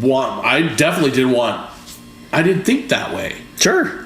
I did. My thing was at 13 years old, I was into music and I was into toys, and I was like, what is the next, like G.I. Joe I'm going to get, or Star Wars figure? Right. That was right at the end of that. Yeah. And so that, or the new skateboard, I was into skating. So why are we even considering putting those things into those kids' heads? The idea. At the end of the day, it is sexualizing children. Okay. And so because you're talking about their parts. Yes. They're not just talking about what you urinate out of, right? It's not about that. No. So why are you? I don't think there should be. That's the gray area again. Another gray area where, like, I wouldn't want my daughter to make a decision where, at 13, when she's 21. There's people who are trans that are coming out now that are like, I wish I had waited. Exactly. The other thing is you don't know what that's going to be like when you're 50. Right. There's no long-term data on that. With messing with all the hormones and all that kind of stuff. Sure. When you're 18 years old, do whatever you want. Yeah. You're 18. Right. I can't stop you. Yeah, because at least then if you make a mistake that you regret, it's on you. Correct. Right. I always say, like, tattoos. You can't get a tattoo till you're 18. But even then, I even tell my kids, my son wants to get a tattoo. I'm like, yeah, and he has one. But I always tell him, don't get anything because you don't know where you're going to be 10 years from now. You might get your favorite band tattooed right here. And then 5 years from now, that lead singer of that band is going to come out as some child molester, and he's been, doing some child porn ring or something. And you're going to hate that band with a passion, and it's going to be right there permanently on your arm. Like, you see what I'm saying? Like, you just never know where you're going to be. I always tell people with tattoos, I'm like, look at the design, sit on it for 6 months. Yeah. And then after 6 months, if you still love it as much as you did, then Even that's iffy though, right? Because it could be years down the line. You're like, I don't even believe that anymore. It is iffy, but I don't know anybody who actually waits and really wants the same thing after they've waited. Oh, okay. So after 6 months, they're usually like, no. Typically, it's like they've moved on to something else, bigger and better. Okay. Right? Or just different. Yeah. I finally got tattooed down my arm, but I told myself I was going to wait till I was 40 to go below anything coverable. Right. And then 37, I jumped the gun. Oh, 3 years early. But I don't regret it. I don't regret it. Yeah. So I'm like, okay, Yeah. And it's funny, I have Bigfoot and I have a Yeti tattooed, and I tell people their family portraits. Nice. So that's awesome. So it's like this big. Right. I have fun with it. Sure. So, but I get it. Like, you don't give this 13-year-old. Right. You don't allow them to get their face tattooed. Why? Right. hello. I would talk adults out of that one because it's like you do realize that's like your face, right? Oh, my tattoo artist talked me out of a lot of stuff. Oh yeah, nice. Yeah, I had one. It was my second wife. She cheated on me and left me, and I was so distraught. And I have regrets with the first wife too. We didn't communicate. Yeah. And that was a lot on me, and I was miserable. Yeah. And she just made me more and more miserable. Sure. And I didn't know how to communicate it. I was young. Yeah. But the second one, she left me, and I wanted a samurai.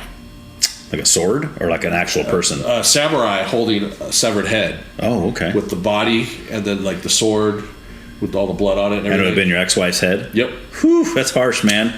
Yeah. There was times when I was like, I thought I was gonna go to jail. Oof. I was like, if I run into that dude, yeah. But I didn't. I'm not a tough guy. And so now, isn't it funny? Like here, this is a side issue, but this is something that's always fascinating to me. Now, I don't know if it's just because we think we can't hurt a woman or we're not supposed to hit a woman, which I agree, we're not supposed to. But like, your girl cheats on you, we want to kick the crap out of the guy, right? It's like, for all you know, the guy doesn't even know she's married. The guy doesn't even know, but it's like, this is a decision she made on her own. It's not like we should be mad at our girl, not the guy. I mean, it's not like you raped her or something. You know what I mean? So that'd be a different story. My thing was that he knew. Okay. He knew. That was the big thing. He knew. Right. I guess I would look at it like, for me, more hurt would be coming from the fact that my wife decided to sleep with another man. That would be the hurt for me. It was. Yeah. It was, but you don't make rational decisions when that stuff. That's true. That's true. Which is why hopefully you have some friends that can talk you down off the ledge before you do something stupid. I didn't do anything dumb. Okay. I took the high road. Yeah. And just like, okay. Yeah. Walked away. Right. Right. Right. And then my tattoo buddy, he's like, dude, you don't want to do that. Yeah. So instead, I got this dagger with a heart through it. There you go. And you know what it means. That's all that matters. Yeah. Yeah. Very cool. So back to the real quick. I want to ask this when we're talking about the kids and the transgender. So if your 13-year-old comes up to you and say it's a daughter, and she says, "Dad, I'm a boy. On the inside, I'm a boy. I'm trapped in a girl's body. I've been trapped in a girl's body my whole life. I'm just finally telling you now." How do you handle that? What do you say? You obviously don't take her down to get puberty blockers and mastectomies and all that kind of stuff. I would say, you feel how you feel. I'm not going to try to change you or change the way you feel. Right, but what if she wants to change her appearance to look like a boy and in the form of surgery? I would say you do whatever you want to do as long as it doesn't require any permanent augmentations. Okay. So you just let her dress as a boy, maybe cut her hair short. Yeah. But no surgeries, no puberty blockers, anything like that. No. Okay. And it's not because I feel like, not just because I feel like that's wrong. I don't know what the effects that of course, be. Right. I don't know what that's going to do to her mentally. Right. Right. I don't want to, and I don't want, her to be in therapy when she's 30. Sure. Because she made this bad mistake. Right. And my dad let me. Yeah, exactly. Right. They encourage me. Yeah. Yeah. It's like, well, no, I would encourage you to do you. Yeah. But just like how it used to be, before you could get a surgery for like getting your parts changed, like actually surgery, sure. Used to be you'd have to live as a woman or man for up to a year. To show you're serious. Yeah, right? And be on all the medications and all that. Sure. But I don't think giving that medication to a kid is right. the solution. Right. And I think most of America agrees with that. And that's why I say, if we're ever going to get to the point where the trans community is accepted the same way the gay community is today, they're going to have to get off of the children horse. Because they're just going to... Because it's easier I can speak for myself, it's easier for me to accept an adult who says, yeah, I was born biologically male, but I'm a female on the inside, and I live my life as a female. Okay. Fine. Whatever. You can't mean... I know it's not a controversial thing. I know it's a controversial thing, but I don't think that whether your lifestyle is your lifestyle, and that's what you choose. That's sure. Unless it harms others. And it's been chosen, or it's been chosen for you. Right. Right. And you know that. Right. However, patience is a virtue. Patience is, it really is. So why are you have the rest of your life to make these decisions? Why is it that you've only been alive, say, 13 years? You haven't seen squat as far as anything. Right. You don't know how crooked the pharmaceutical companies are, so you don't really know what they're pumping into you. Right. You don't have a clue. You really don't. So you should not be able to make decisions that are life-threatening and life-changing at that age. Hands down. I would even discourage even 18, because they talk about when the brain develops fully is like 25, 26 for a male.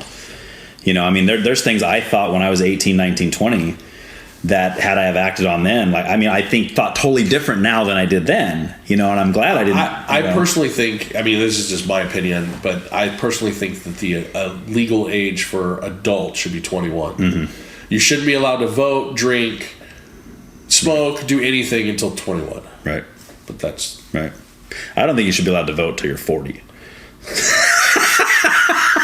That takes a lot of people out of the pool. And the only reason I say 21 versus 18, it's like, because everyone jumps on their own bandwagon. Sure. And you're like, I voted for him because of this. Yeah. But have you even looked to see what's around or what color the sky is today? Right. You know, like,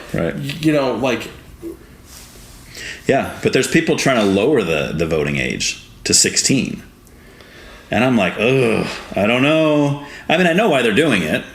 Because they know, you know, these are people that they're seeing that it's the 16 and younger that are kind of following a lot of their own ideologies. So it's like, oh, if we can get these people in the voting pool, we're more likely to win every time, you know? Well, that should tell you something about your ideologies. Right. If you're attracting 16-year-olds, then you should be rethinking. Oh my gosh, that's golden. You should be rethinking your life. Yes. Really? Right. As an adult, like, the last thing you want to do is, like, what is the big thing everyone's talking about now? Grooming, right? Right. So why are people grooming kids? Right? So it's usually for nefarious reasons. So what's the difference here? Right. Like, you don't want that demographic. That just shows me and the world that you are not as smart as you think you are. Yeah.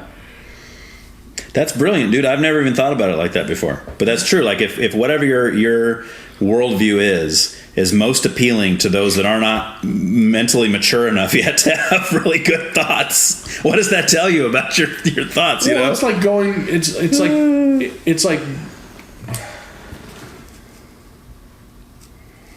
like recruit. It would be like, I don't know. I can't say it out loud because it's kind of mean sounding. Yeah. But you know, it's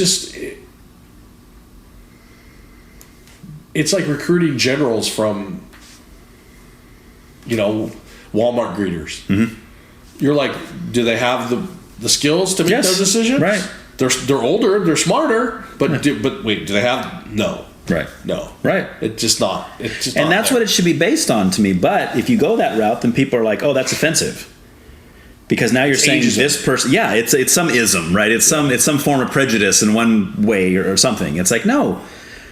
Why can't it just be the people that are fit, that are the best people to be making those decisions? Let's put them in there to make these decisions. Yeah. You know, but then that goes all over the place. You know, well, what you think is fit is not the same as what I think is fit. Well, true, but I just think that, like, having, I don't know, if you're part of the FDA, maybe you should have a doctorate in medicine. Yeah. Right. That'd be good. Right? I mean, like, I can't get a job at Cal Poly to be a professor because I don't have the education. Right. I may know more about a subject than maybe one of those professors, right? Just say. Sure. Like, but I'm not allowed to do that, so neither should you. Right. Yep. You know, like, and when I say that, like, when I say I'm not smarter than any Cal Poly professor, I just... But are you smarter than a fifth grader? That remains to be seen. I've been outsmarted by a few that day. Yeah, right. My thing is, it's like I want to, you know, there was a music industry class that was being, I think it was here in town, and they were looking for a teacher. I was told, but I wouldn't be able to get the job because I didn't have a teaching certificate. I knew the subject matter more than the teacher would. Yep. That goes back to the piece of paper. Yeah. Some people are just looking for that piece of paper, you know. So that's right. We're ready to wrap. So cool. Unless there's anything else you want to add, you can plug anything. You got a new album coming out or anything? You guys have any albums out? Yeah, we Trap Like Rats is on Bandcamp. Okay. We have an EP with 4 songs on it. We just recorded a 10-song CD, but I don't know. We're going to probably break it up because not every song I think is strong to be on. You got to cut off the B-sides, right? Kind of, and we want to make sure that we're trying to record everything. But other than that, yeah. Cool, man. So, Check it out. Forgive me for being controversial. Hey, that's what it's all about, man. But you did so in a civil way, which I appreciate. Try to. You didn't kill me at all. Nah, it's all about. Dude, that's not how things should work. Right. I'm sorry. I know. I agree with you. I wish everybody believed that. I think we would have a much better world. If you can't just have a conversation with somebody, and rightfully agree to disagree, that's fine. Right. There's no problems with that. Sure. But it's great to know where somebody's coming from and why they think the way they think. Totally. Because otherwise, you're like, oh, that person. What is that person? Just an idiot? Yeah. Yeah. No, not everybody's an idiot. I mean, we have a few of them out Some there. are. Yes. Oh yeah. But not There's everybody. All right, man. Well, thanks for coming, dude. I'm glad we finally were able to work it out. Awesomeness. You've reached the end of another episode. Thanks. I really appreciate your dedication. If you have anything you would like to say to me, you can reach me at whycan'twetalkaboutThat at proton.me. Or you could ask to join the Why Can't We Talk About That podcast Facebook group and share your thoughts there. Please leave a review or two. Thanks. Here is a part of what next week's episode will sound like. They had all this cool stuff and probably a cute missionary or something, you know? I don't know. So did you get kind of pulled that way from like a friend of yours that was Mormon, or like how did that play out? No, around here they come knocking on your door. Okay. They're always coming around. You know, my friend, I have a good friend, Chris, and growing up, you know, I told you I didn't know my dad, but this guy took me under his wing.